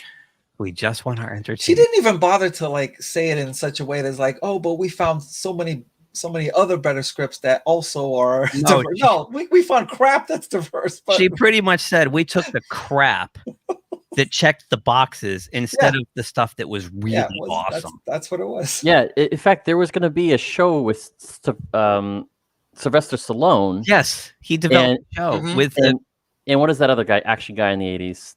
The one that played Drago. Dolph Lundgren. Yes, they were supposed to do like an action show, and people read the script and they loved it, and they said they turned it down because they said it wasn't diverse enough. I was like, "What are you insane?" Yeah. Here's the bigger question: she still got a job. Last fall, ABC unveiled a set of inclusion standards as a path toward a more diverse representation, both on screen and behind the scenes on network shows. For on-screen representation, the guidelines called for 50% or more of regular and recurring characters to come from underrepresented groups, and the same percentage for the actors who play those parts. Like, it's called acting. That sounds like as be real. Acting. Oh my god, I can't. Are you doing an impression of Az right now? No, no. Keith actually played. Keith actually played in the Ed Wood movie once. Acting. I did. That's right. I was wearing women's clothing. And I was playing Johnny Depp playing Rich Lenosi. I was like triple, like it's awesome, and it's on the internet somewhere. I was triple layered in the role, man, and I was dressed in a skirt and the whole bit. You are walking through the door. You were sad. No, you're not sad. You're not that sad. You gotta get through. You're stupid. You're stupid. Man, we gotta find that somewhere. I don't know if we should release that to the world. Fucking no, we definitely shouldn't. The world wouldn't get it, but it's that's circa what 1994. It's when Ed Wood came out. Yeah, and you had a instead of having you had the cone, like the parking cone. Yes, that was my megaphone. The parking cone. That's what it kind of reminds me of. Seriously. Walt Disney Television Chairman of Entertainment, Dana Walden. Oh, there's that. Damn, that's yeah. I have to see that movie, Ed Wood. I haven't seen that in years. Oh, it's one of my favorites. Referenced the standards April 9th during a panel discussion put on by Chapman University in Glamour. Glamour's most famously known for the Seinfeld episode, The Bet. That's right. Where Costanza saw a Glamour magazine and couldn't help himself. The master of your own domain. Master of your own domain. Right. Or master. She revealed that the latest crop of pilots received by the network failed to make the grade. I will tell you, for the first time, we received some incredibly well-written scripts that did not satisfy our standards in terms of inclusion, and we passed on them. Walden explained to moderator Janice Min, now a contributing editor at Time and formerly co-president of the Hollywood Distorter. Walden cited an example of receiving a script centered on a white family with the assumption that the diversity would come from the neighbors. Pass, she said. That's not going to get on the air anymore because that's not what our audience wants. That's not a reflection of our audience, and I feel good about the direction we're moving. Yeah, straight down. As the stocks go. Walden said they're about to announce at the top of next month a new BIPOC programming initiative at Hulu. It's going to be run by Tara Duncan, the current president of Freeform. It is programming that is by BIPOC storytellers for BIPOC audiences, curated by executives of color, high-level leaders inside our organization. So inclusion through segregation. Yeah. Yep. Amazon Studios head Jennifer Salke also said on the panel, teasing a forthcoming announcement, calling it a big inclusion policy. And then what would have seemed too far out of reach even a few years ago. We have to step out there aggressively and make it happen, she said. I see huge changes. So do I, in your bank account. One major shift is happening during greenlit conversations when the question inevitably comes up, does this move forward our goals about amplifying underserved voices? Like, she knows, like, this privileged asshole knows anything about underserved voices. Again, how are these people hired? To what degree do you have? Lorena! I hope Lorena's kitty passed away. Oh. And Jude, yours just did recently. Yeah, 19 and years. I hope you are on the mend. Yeah. I've been thinking about you a lot and wishing you well. Yeah, when the fur babies die, man, it's a pretty serious thing. BIPOC is people of color. Is it bisexual people of color, or is it biracial people? I don't know. It's people I would say I don't know. Of color. Yeah. Lorena, everyone loves Lorena. This is amazing. This story is amazing. Like, it really is jaw-dropping, and I bet her college degree is also printed on Cottonelle. Oh my God! They're all going to the same school. Some universities giving these degrees away. It's I always say that the shite floats to the top. It's always floating on the top. Good. I'm sorry, Lorena. Yeah, it's hard. I mean, he's home. He's just in a wooden box now. So, and it's not easy. But. No, it takes a while. Yeah, I lost Hermione last January. I haven't replaced her. I need a break because you spend the better part of 2 decades with a pet that's unconditional love from the pet. No matter what, animals will always be there for you on your worst days. Yeah. But Glinzer's back to business here. Glinzer's all about the business. Make the force be with you. Yes, exactly. Wouldn't it be weird if cats came back as force ghosts? You're just like, whoa. Maybe they will. Now, Edson, you've got to help me with this one. I know you brought this story, but I did not have time to read it, and I wanted to. And I put this on the thumbnail, front and center. I put this guy threatening Mickey with a judge's gavel. So this explains why the comic disappeared. I think last week you said it just clicked on me. Yeah.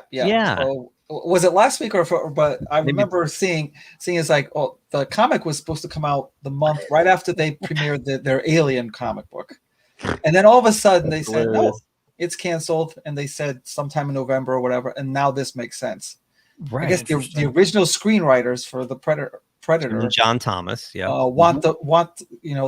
some kind of clause. I don't know what the legal term is, but they're trying to get the rights back, and they're suing Disney to get the rights back for Predator. Just quickly looking at this, I see what's happening. So the rights to the franchise expires this week, and this was written April 15th. So it's probably like today, right, or tomorrow. This is I think it's tomorrow. Eric Gardner and the Hollywood Distorter. So Jim and John Thomas, the brothers who wrote the 87 action film Predator, have filed a lawsuit seeking confirmation of successfully recapturing the rights to the franchise. In California federal court, the two say that Disney, which now owns the 20th Century Fox, is standing in the way. Good luck, though. They're not getting Disney's law team. I know, but yeah, Disney's just going to run out the clock and. Is it like movies, or I mean, is it like music? When like right now, there's certain music before a time period that you could play and not get copyrighted because no one bought the rights to it. Is it the same thing with movies? It's along the lines of, if you watch our friend Marty's documentary Doomed, which is about the Fantastic Four movie that Roger Corman produced. Mm-hmm. Fox had the rights to the Fantastic Four, and they had every 7 years they had to produce a movie with the Fantastic Four, or they would lose the rights. That was part of the deal, and I think this is very similar. Like they have a certain Fox had a certain time frame to produce a certain amount of content using the Predator, and it's about to lapse. But Disney bought Fox, so now Disney by proxy owns Predator, and these two guys want their character back. Yep.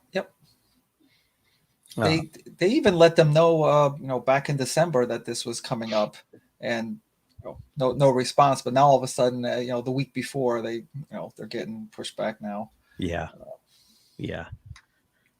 Disney will just out money them. I mean, you may be right, but I just like the fact that they're trying to do it. I agree. I want it to come out. No, I'm with you on that too. It just I agree, and clearly against the mouse. If Marvel says that book is kind of pushed to the fall, that's probably the time frame they expected to take to win this thing in court. Yeah, that's it exactly. Yeah. Mm-hmm. But they had the whole thing ready to go.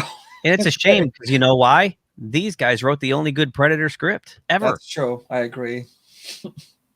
That's a shame. Before we move on, since Lorena's here, I have to put her on the spot. Oh, Lorena. I believe cheerleader celebration's coming up. Let's conduct a little real-time experiment, shall we? Crickets. Hang on. I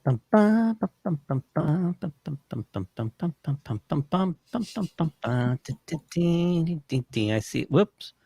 I see a little number here. Just saying.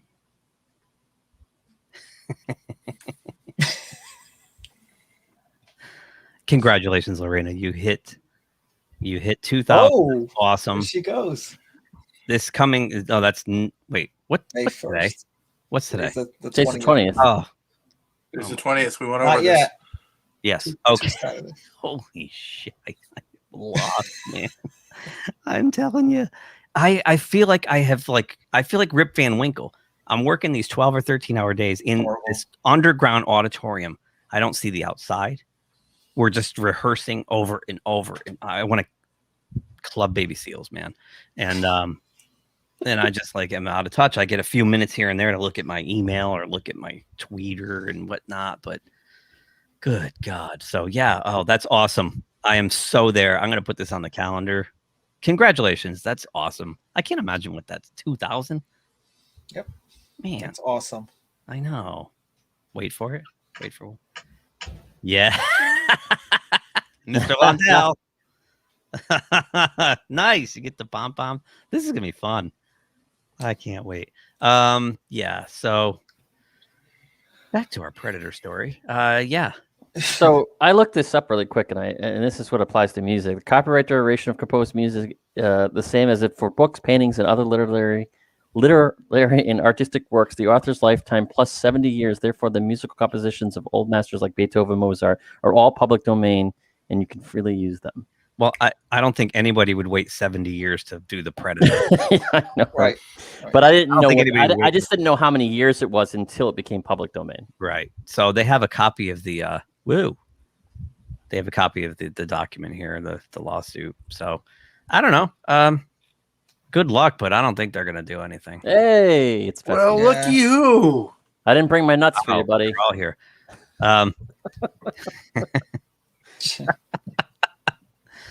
So he loves my I nuts. hope they win. I hope by some outside shot, but I don't see it. Yeah, it's probably a long shot because you're fighting Disney, but Then again, Disney doesn't have a lot of money left. Yeah, but they already own it. All they got to do is renew the license. What's that going to cost them? Yeah. That's one less power lunch that week. You're like, we're going to have to order pizza this week. We bought the Predator back.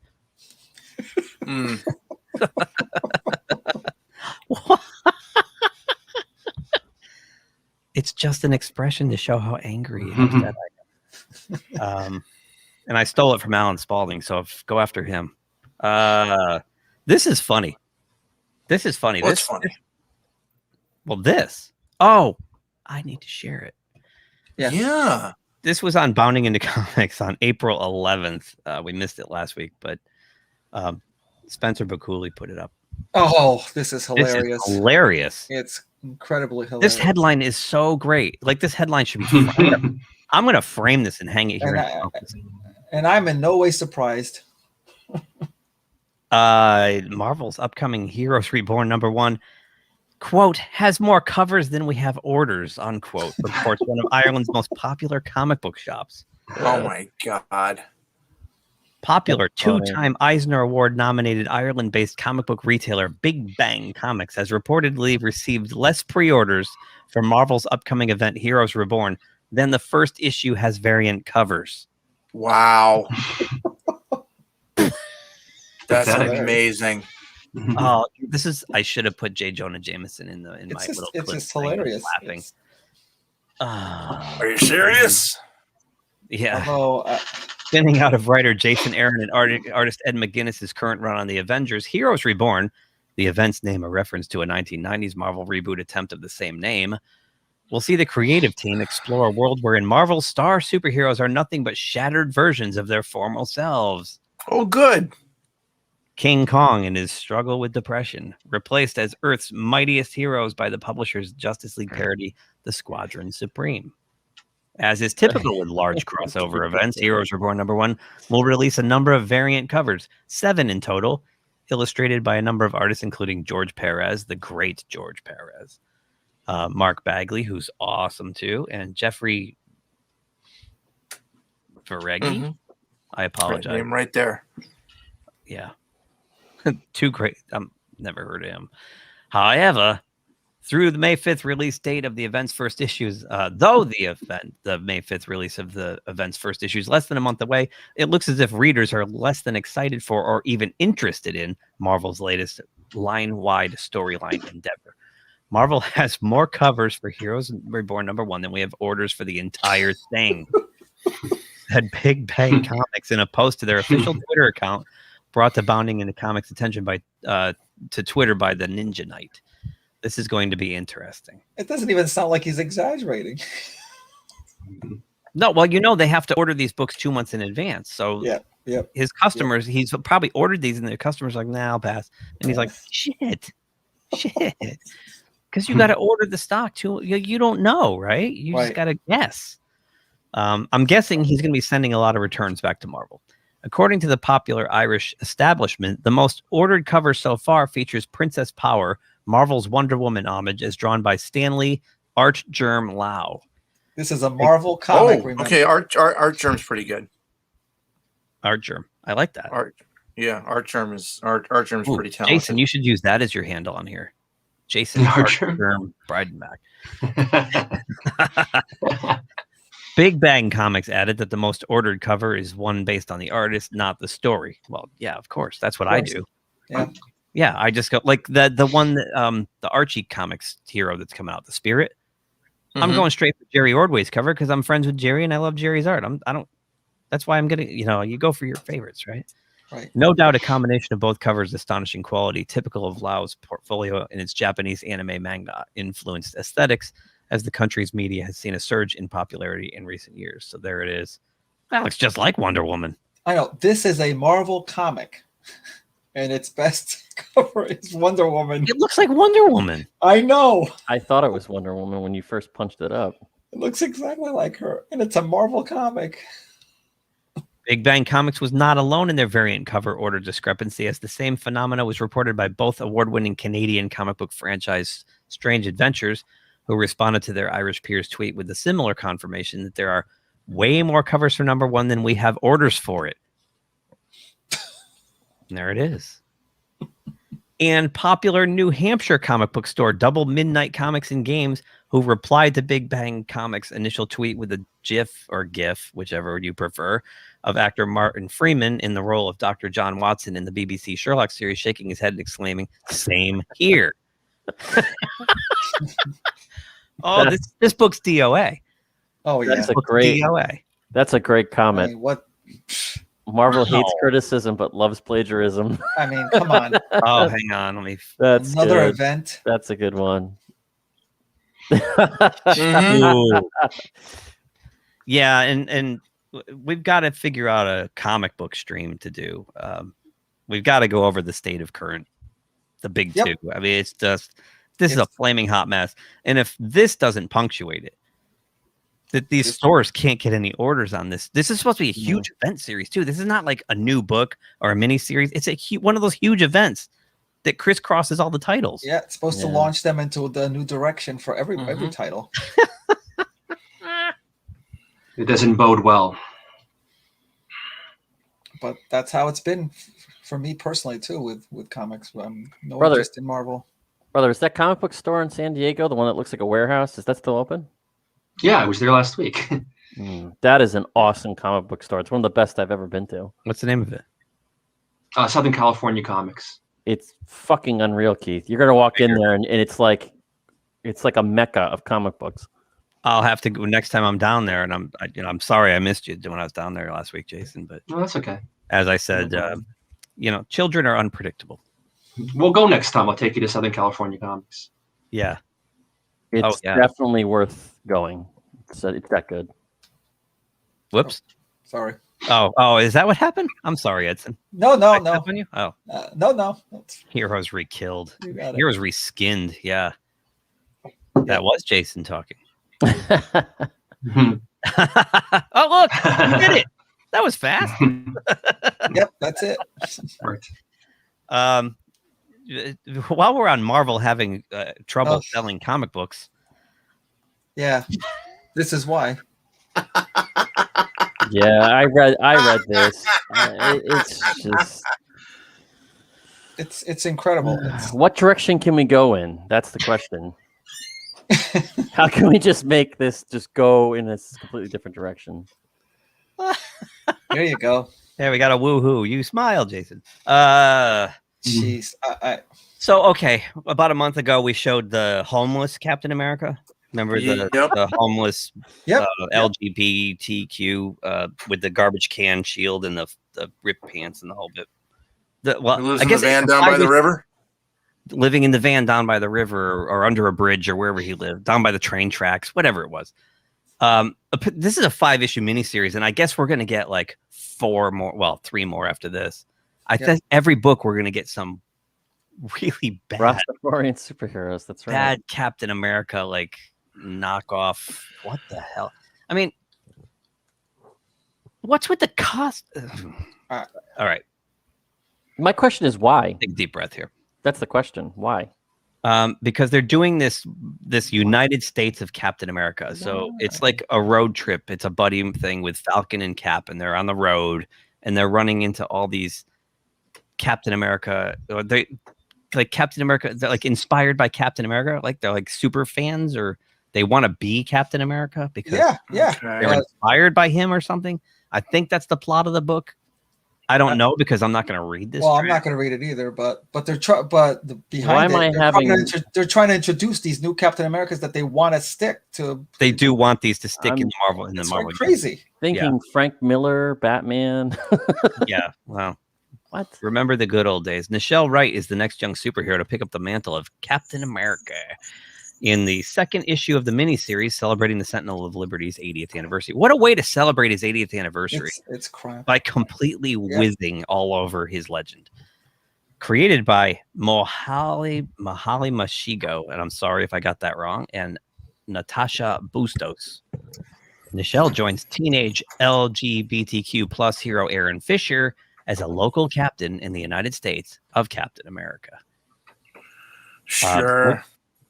And there's the cover, and here's the costume designs. Oh, nice and practical. I have to remind you that Marvel Comics is the gold standard of comic book. Oh man, like why not It's a have terrible design. Why not have the other It's a leg? terrible design. What is up with the leg not being closed? I don't know about that one. What's so she kicks you in the face? You have a bare leg in your face? Well, I don't. There's nothing functional about having that bare leg. Why would you? No, there's nothing functional. Yeah, thanks a lot. Is it easier for her to pee? Like she just can move it to the side and I don't. What's with the hoodie with the wings on the side? She's got like a hoodie, and the wings are sticking. And those boots look like they're fucking heavy. Like they do. Yeah, those clodhoppers. Like, what kind of design? Like, this is.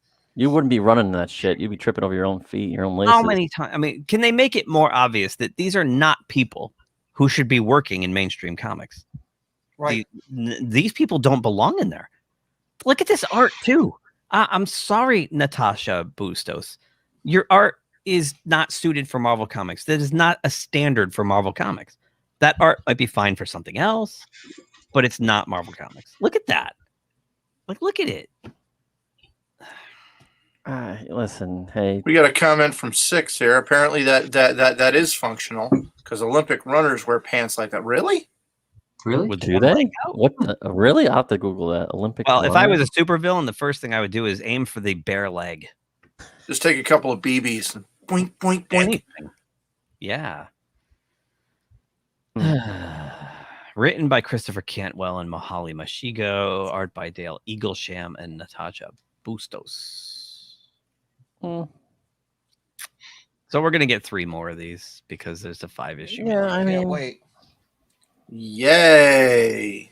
I just feel like at this point we're like old fogies now, just complaining about why comics aren't. Get off my lawn. Yeah, get off my lawn. Don't change Captain America. Fuck you. Yeah, but it wasn't that long ago when they were doing really well. It's not like it's been 50 years since. No, it was like 4 years ago they were doing well, and now this book's not going to sell shit. You know, and it's interesting that Comicron hasn't published any sales figures in a year. Why? Probably because they're in the shitter. Yeah. Well, look at what manga's selling off the hook. Yeah. What they say manga made in the United States? Like $8 million last year or something like that? Or something insane. Oh, I think it sold 8 million copies. 8 million copies of manga comics in the US. You know, when I go to the comic book store, for every 3 people in front of like a Marvel or DC section, there's like 25 people in front of the manga section. Mm-hmm. It's crazy. Yeah. How many people are more into manga these days? Are you hidden? No. No, it's just we're doing it at warp speed tonight because homeboy here can't stay. Yeah, we got to wrap up soon because I got another 13-hour day tomorrow that starts at 4:30 in the morning, and I have to deliver something tonight to somebody else. So I still have work to do after this. 6, so are we. So we do. Yeah, we do occasionally. You know, we did bring up Godzilla versus Kong. We just happen to clump all these things that are similar together, like this one. Oh. Sure. Oh. Yeah, it's a Joker comic. That's positive, right? Sure. Okay.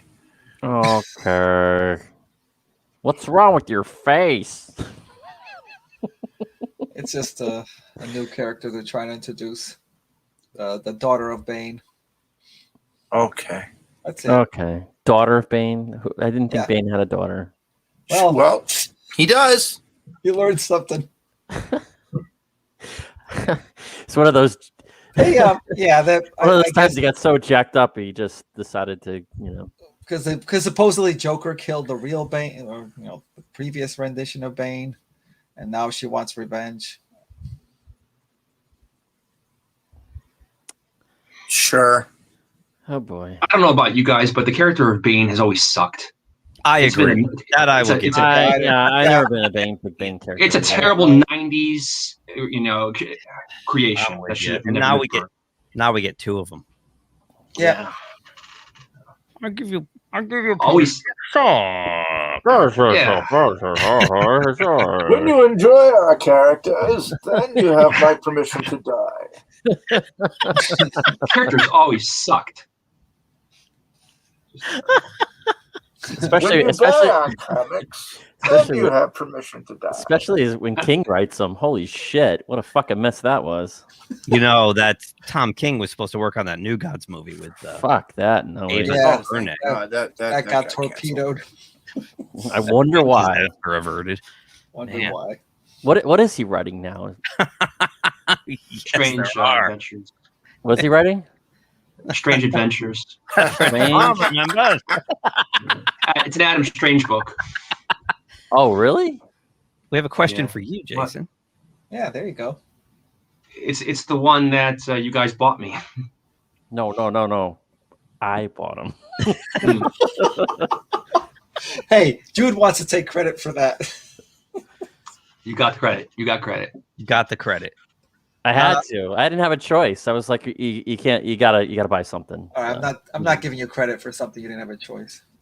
Hang on, I gotta look for something while you Brother, I should have got you a double muff. I'm sorry.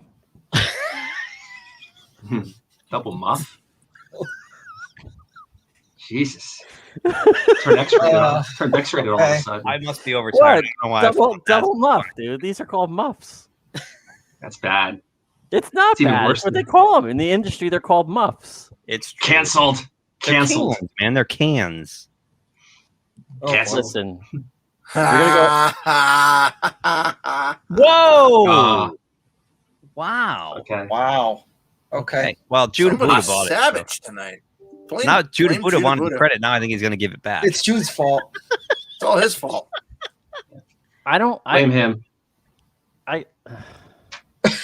Listen, I'm on a budget, okay? Aren't we all? Well, that was during the coof last year, like when nobody was working. And When we first started out, I sprung $25. It was the least I could do on a budget. It's a one muffer. What are you gonna say? So I found it. Here's something we like. I see. Didn't I say last week that he got his? Hey! We are taking donations in case you want to buy my brother a better headset. There you go. We are taking donations, so Well, GoFundMe. Say that actually. I do have to thank Six for a generous donation, and that 70s rock fan. Thank you, sir, for if you're watching. I don't even know if he's watching, but if you watch the replay, thank you so much. What did I miss now? No, the comment. That's the one. well, you know. It's all good. After all, he is my brother. Of course, I would do something like that. Comes in, it starts lobbing the grenades. It's freaking.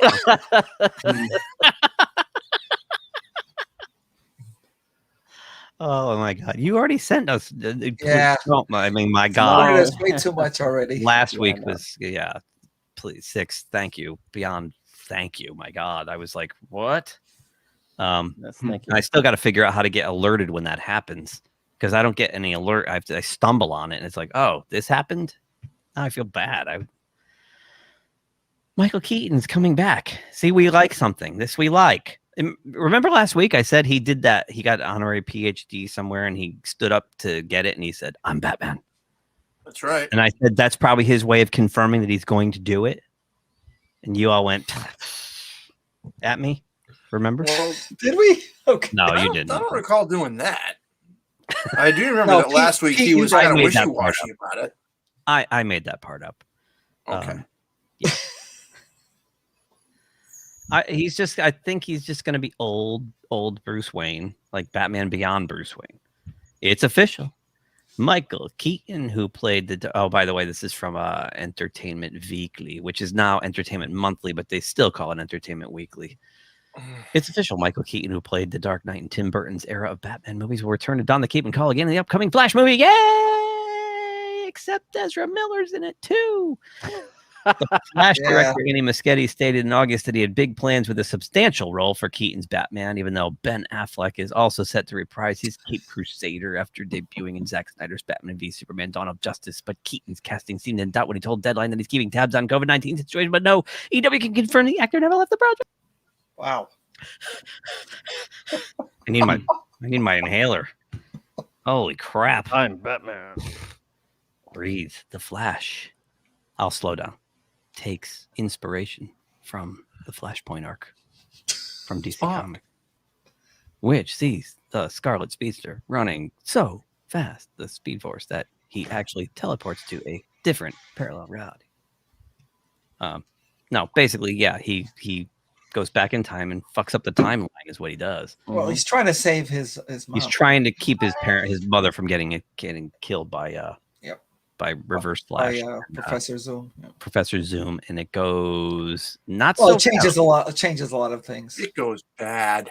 And I highly recommend watching. And if you got Hobo Max, which most of us do have Hobo Max, they have the Justice League Flashpoint animated movie on there, and it's a pretty darn accurate retelling of the comic. Good. Will the suit have nipples? I don't know, Mr. Londell. Now, do you think Michael Keaton will play the father, the Batman of the other universe? Weekly. Which is actually Thomas Wayne? Will Keaton play Thomas Wayne? That's interesting. As Batman. Because Thomas Wayne is older in that. Right. Yep. And he's a badass. I mean, he's mean. He's downright. He's a badass. He's a badass. Yeah, what? In that timeline, it was Bruce who died, and he became Batman because his son died. He carries a gun, and he's just yeah. Blah blah blah. The last time Keaton played Batman was nearly 29 years ago in 1992's Batman Returns, which featured Michelle Pfeiffer as Catwoman and Danny DeVito as Penguin. In 2014, Keaton starred in Birdman, about an actor known for playing a popular superhero in film trying to make a comeback on the stage. Art somewhat imitating life. So, go away. Okay. Yeah. It doesn't give many deets, but I guess if he's confirmed, he's going to have to be Thomas Wayne, because if it's going to be a substantial role, what else could it possibly be? I agree. I mean, if he was going to play like a Batman beyond Bruce Wayne, it would be like a cameo. Right. The Batman role in this movie is Thomas Wayne. Yep, it's Thomas Wayne. Mm-hmm. And he's older, so that's if they adapt it faithfully, that is. Yeah. You know, I think nothing says they have to adapt it faithfully. I don't. How faithfully can they adapt it? I mean, what's great about it is because he does this, there's also a war between the Amazonians and the Atlanteans. So Aquaman and Wonder Woman are adversaries, and they're basically destroying the planet, trying to exterminate one another. Yep. Incidentally, a little side note to this: apparently, Ray Fisher is all for being Cyborg in this movie if Warner Brothers apologizes. Oh, that's his. Yeah, if Warner Brothers apologizes, I'll be in it. Okay. You know what? I think he was treated shitty by Joss Whedon, because Joss Whedon's a pile of shit. So I fully agree. I'm with Ray Fisher on this, but I don't think he handled it well. Right. No, he definitely didn't handle it well. And making dumb comments like that is just. I think Ray's biggest problem is he actually thinks he. I'm sorry, I got distracted again. I'll have to refresh this. Hang on. Thinking. Nothing came through yet. Okay. When it comes through, I'll be watching. We'll be on long enough that it should come through any second. 6. What was I saying? Ray Fisher didn't handle it well.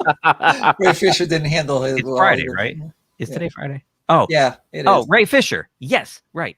Ray Fisher. I really like him, and I think he handled it like a millennial. You know, yeah, but he's I mean, raging about it on Twitter, and he's got this weird idea that he's. I think he thinks he's on the same level as Ben Affleck, Henry Cavill, and Gal Gadot, but he's not. It was his first big movie. Right, but his character did get justice in the Snyder. Oh no, I loved it. No. He definitely was done. He got his what he wanted. I mean, I can't say that he didn't get what he wanted. His character actually was portrayed better. Oh, clearly. I mean, you saw what he was complaining about. He said they were like chopped up his part and this, that. Right, and the whole time we were like, "What are you talking about?" And now we understand. So. Right, but I mean, also in Warner Brothers' defense, and I can't believe I'm actually doing this, is they were trying to make their money back, and Cyborg is a relatively unknown character to a niche market, and the big three are where the money is. So they had to squeeze them in as much as possible. That's right, but he's been part of Justice League. Yeah, I've got to figure out that I've got to figure out how to get this to. The stream elements should be sending me notifications when something happens. I just got the notification. We've been Six has tipped us $10 to buy. And here's what she said: buy Jason a pair of skull candy earbuds and slap Judah with a dead squirrel for being so cheap. Nice. Hey, that headset was $25. Okay. Well, that's your point.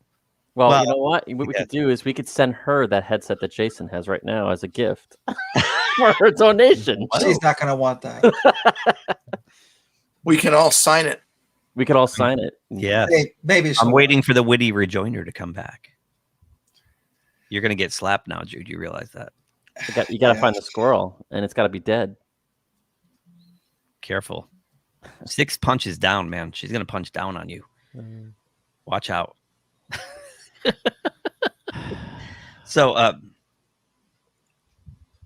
I Six and I have been doing some tests because Six will be joining us someday. Oh, nice. When she's ready, no Fantastic. pressure. No, I know this, like, it's scary, and we've been testing, and she sounds like really good, clear as a bell.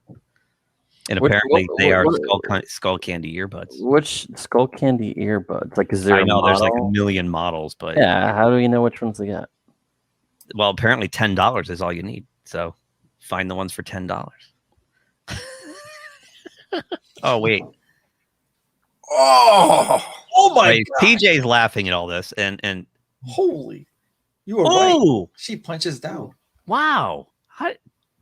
Jude's taller than that. He's like damn quarters. At least 5. Maybe 5. Yeah. I don't know if they stack shit that high, but I'm 5'8".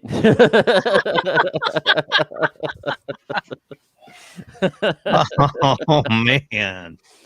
Woo! Grenades are flying.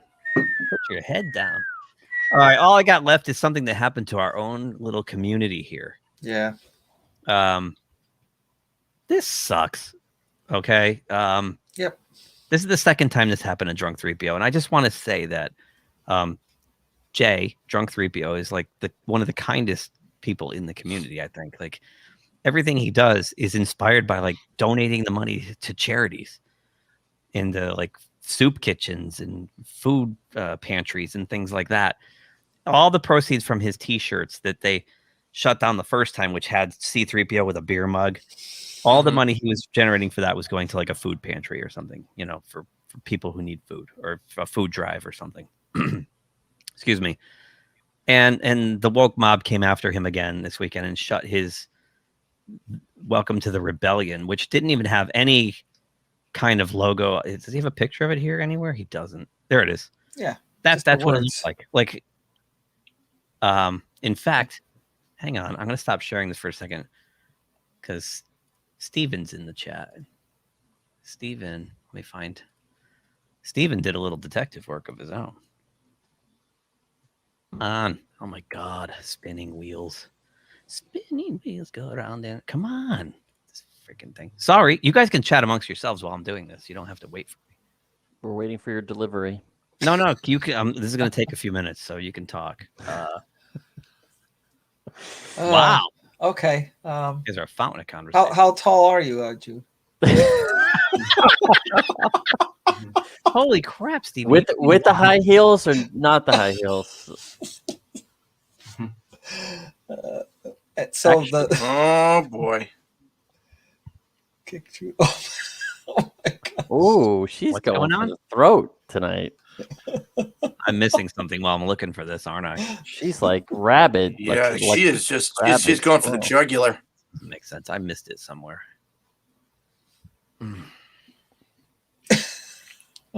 You know when you need something and I've probably blown by it 3 times because I'm like trying to find it quickly.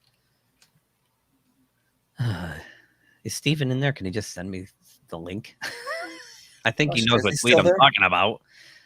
That has to do with these T-shirts. Let me just go to Save Ferris. Or did he have to go? Because I know he has to go to a stream. He might have had to go. I think he's on the High Council or something right now. Here it is. I found it. I found it. Hooray! Hooray! And there was much rejoicing. Oh, wait. Yay. Hold on.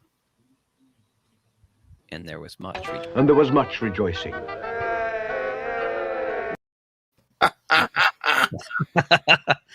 So they came after him for this T-shirt, right? Right. Hashtag save Judah Buddha. Save Ferris. Save Judah Buddha. And he moved over. He went from Teespring over to T Public, and they nailed him there too. After like 3 days. Now, I've set these kind of shops up where you have to like logo brand all these things. Pete, you've done it. I don't know. Oh yeah, I've done it too. Yeah. It takes fucking forever. It takes forever to do this. Like it takes a whole day easy just to put all that shit up and price it and put descriptions and the whole. It's a pain in the ass. So he went through all that trouble to put those shirts on a different site, and they nailed him after 3 days. For doing what specifically? Because he shows support for Gina. Exactly. Then they come after Ryan Cannell. Yep. And took his site down, which only had his channel logo on it. That's all. For I have. God's They said sakes. they nailed him for copyright. Copyright of what? His own What is copyright. that? I don't understand. If anything, they should strike him for using copperplate Gothic font. Yeah. That's so 1998.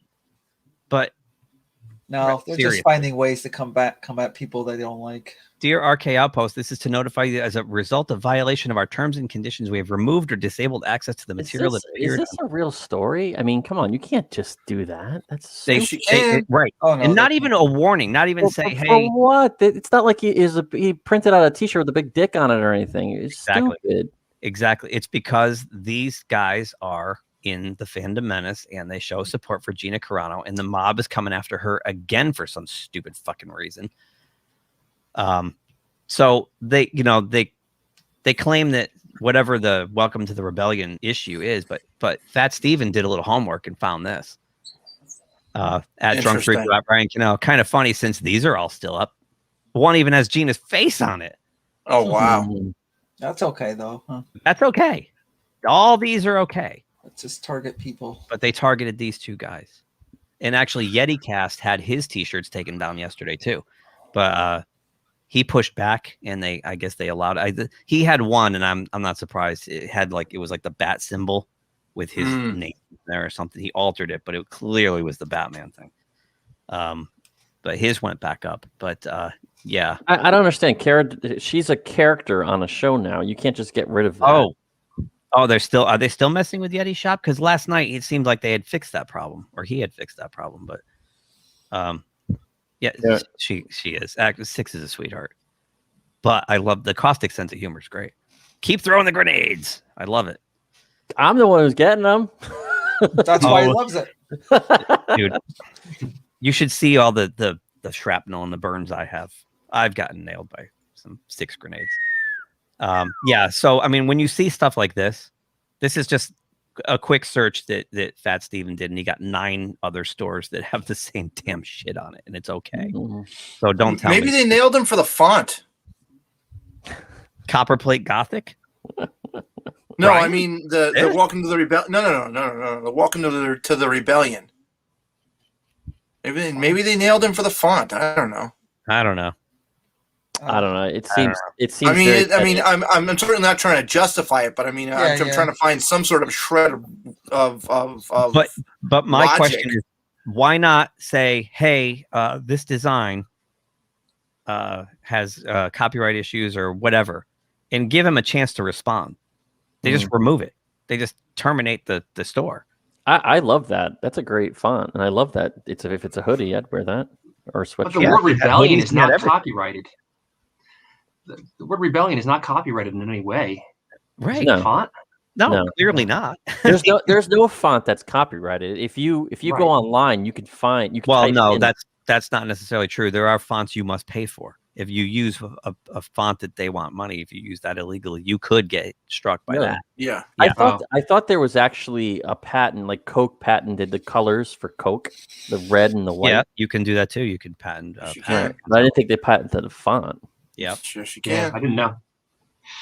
Yeah, but I mean, I'm just trying to find some shred of logic. I don't think Jay's that naive that he would use a font that's, if he went to a font to download a font and they wanted money for it, I don't think he would swipe it and use it anyway, because that you can get nailed for. I mean, you got to be smarter than that. I think it's too coincidental. And then they went after YetiCast Store too. These are all people who consider themselves Phantom Menace. Ryan is affiliated directly with Geeks and Gamers, and Jay Drunk 3PO hangs out in there, and he's really good friends with them, so he's affiliated too. And I don't know how Yeti got caught up in all that. It could have been just sheer coincidence, but as I tweeted back to him last night, coincidence takes a lot of planning.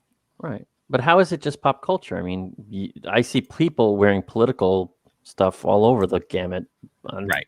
I don't understand what could possibly be so offensive or so wrong with that. And there's Lorena wearing hers. So, you know what? Sharp. Looks very sharp. Screw you, Teespring, and screw you, TeePublic. Although I think TeePublic they're gonna go back on it. I think they were smart enough to go, that was a dumb idea. People are pissed. So we'll see.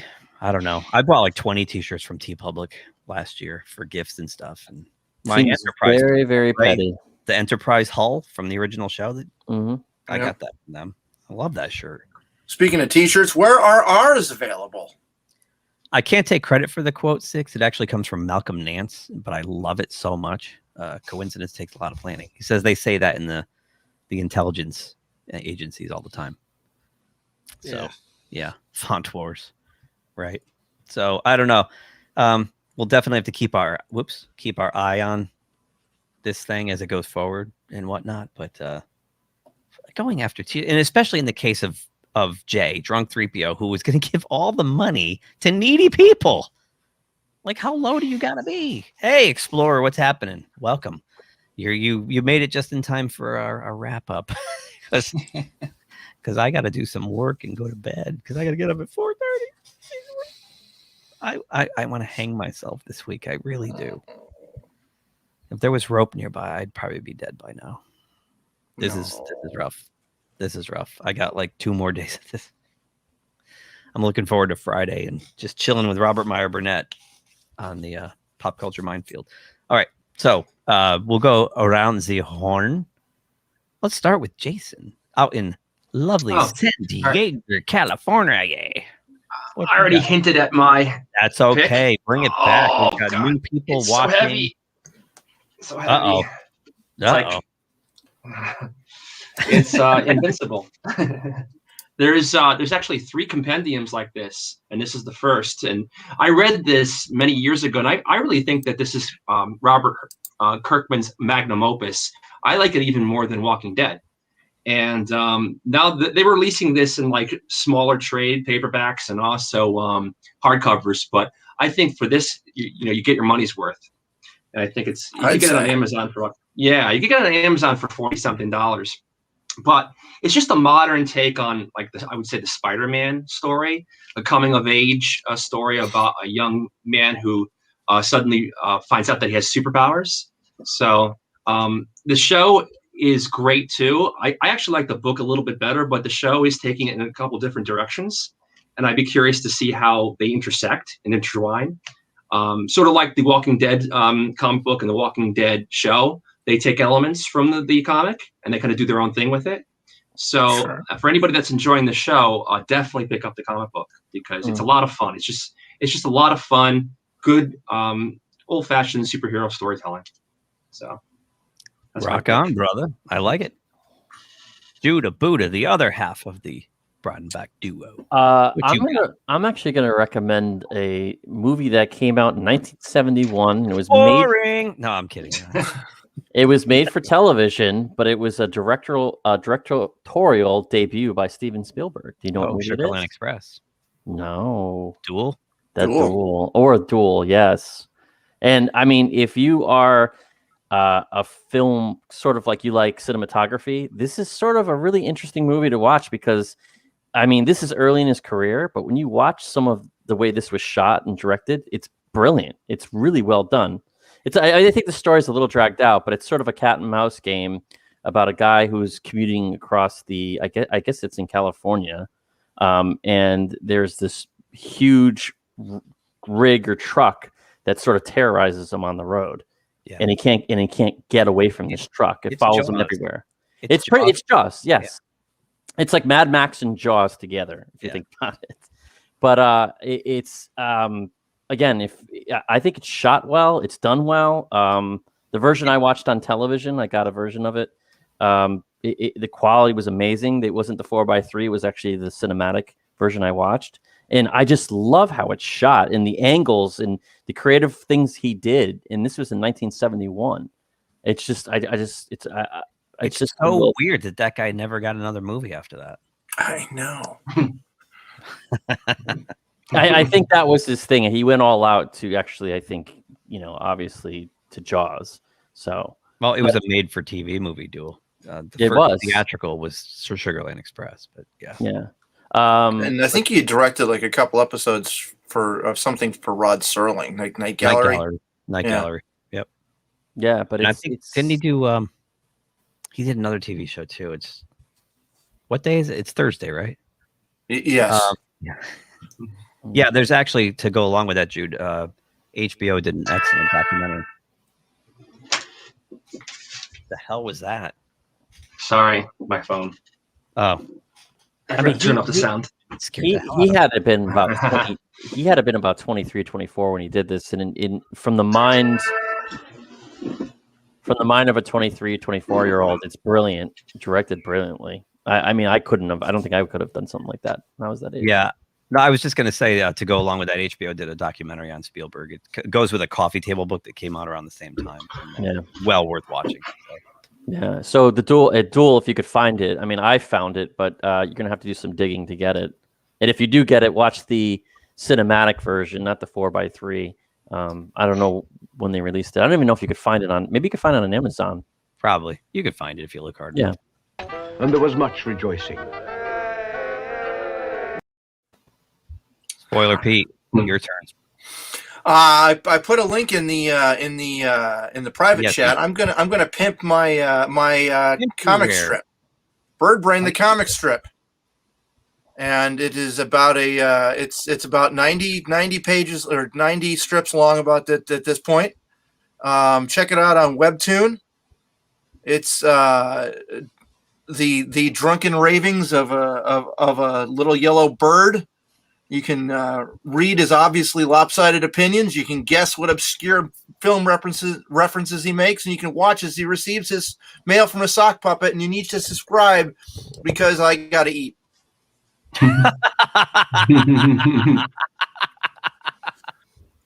Well played, sir. Yeah, and there was much rejoicing. Hey, yes, I'll put the link in the show notes. I think that's what. Yes, and I'm almost to 1,000 views on it, and it would be great if somebody would in our audience would help put me over the edge. No, he wants me to put the link in. He sent me the link in the private chat, and I'm going to put it in the show notes. That's what.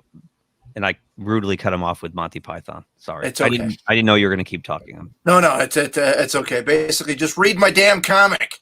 Yeah, read his damn comic. For fuck's sake, people. It's better than Captain America Across America. It's way better than Captain America Across the... Hold on.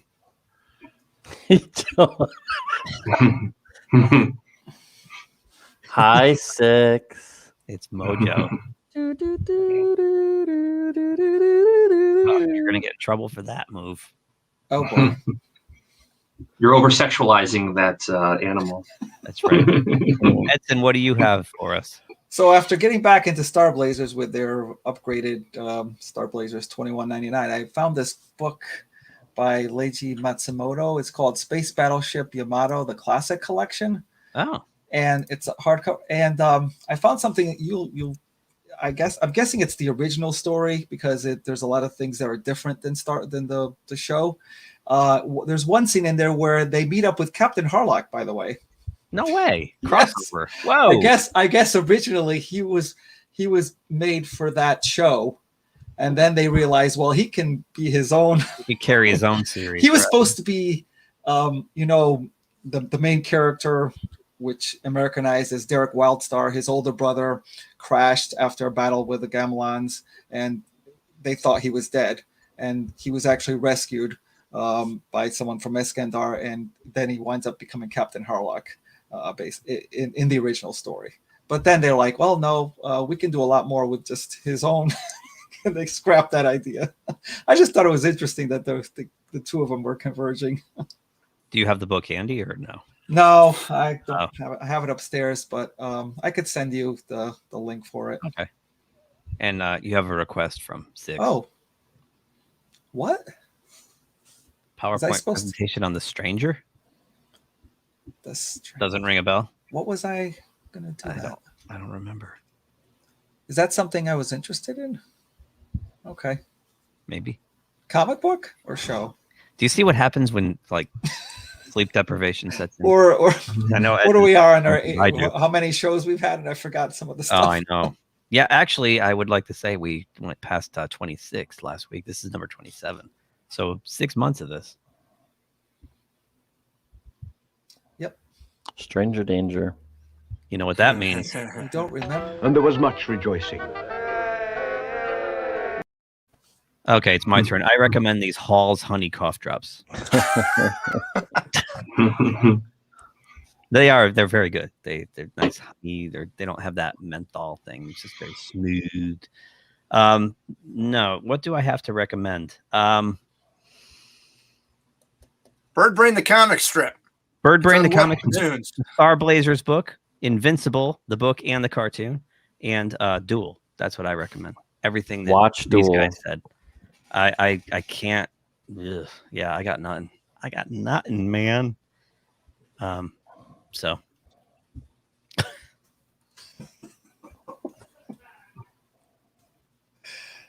I think I remember when that came up on this. There's no way that I'm doing started it. on Steven's show, I think, right? Oh, okay. No, Steven brought it up in here. I don't remember where that started. That was news to me too. I had never heard that before. The Stranger. That's right. Yeah, that was news to me, and I'm not qualified to make a PowerPoint. Wow, thank you for the reference, Six, because I didn't remember that, but now I remember that clearly. So Yeah. All right. Now I I'll be remember. sitting on my left hand the rest of the show. So nobody laughed at that. Stacy remembers that one. The Stranger. Yeah. Stranger danger. So, yeah, just a couple of quick housekeeping things. What do we have coming up on this channel? Besides, eventually I'll get my Superman and Lois review out, maybe next week or the week after or something like that. I'm going to sit back in my hand. So, Save that sucker for later. Right. Let's see. This Friday, I am starting my gig with Pop Culture Minefield. I will be on TGIF at 3 p.m. Eastern with Robert Meyer Burnett and Keith. I am now known as White Keith. With my sunburn, I was Neapolitan Keith because I was kind of strawberry.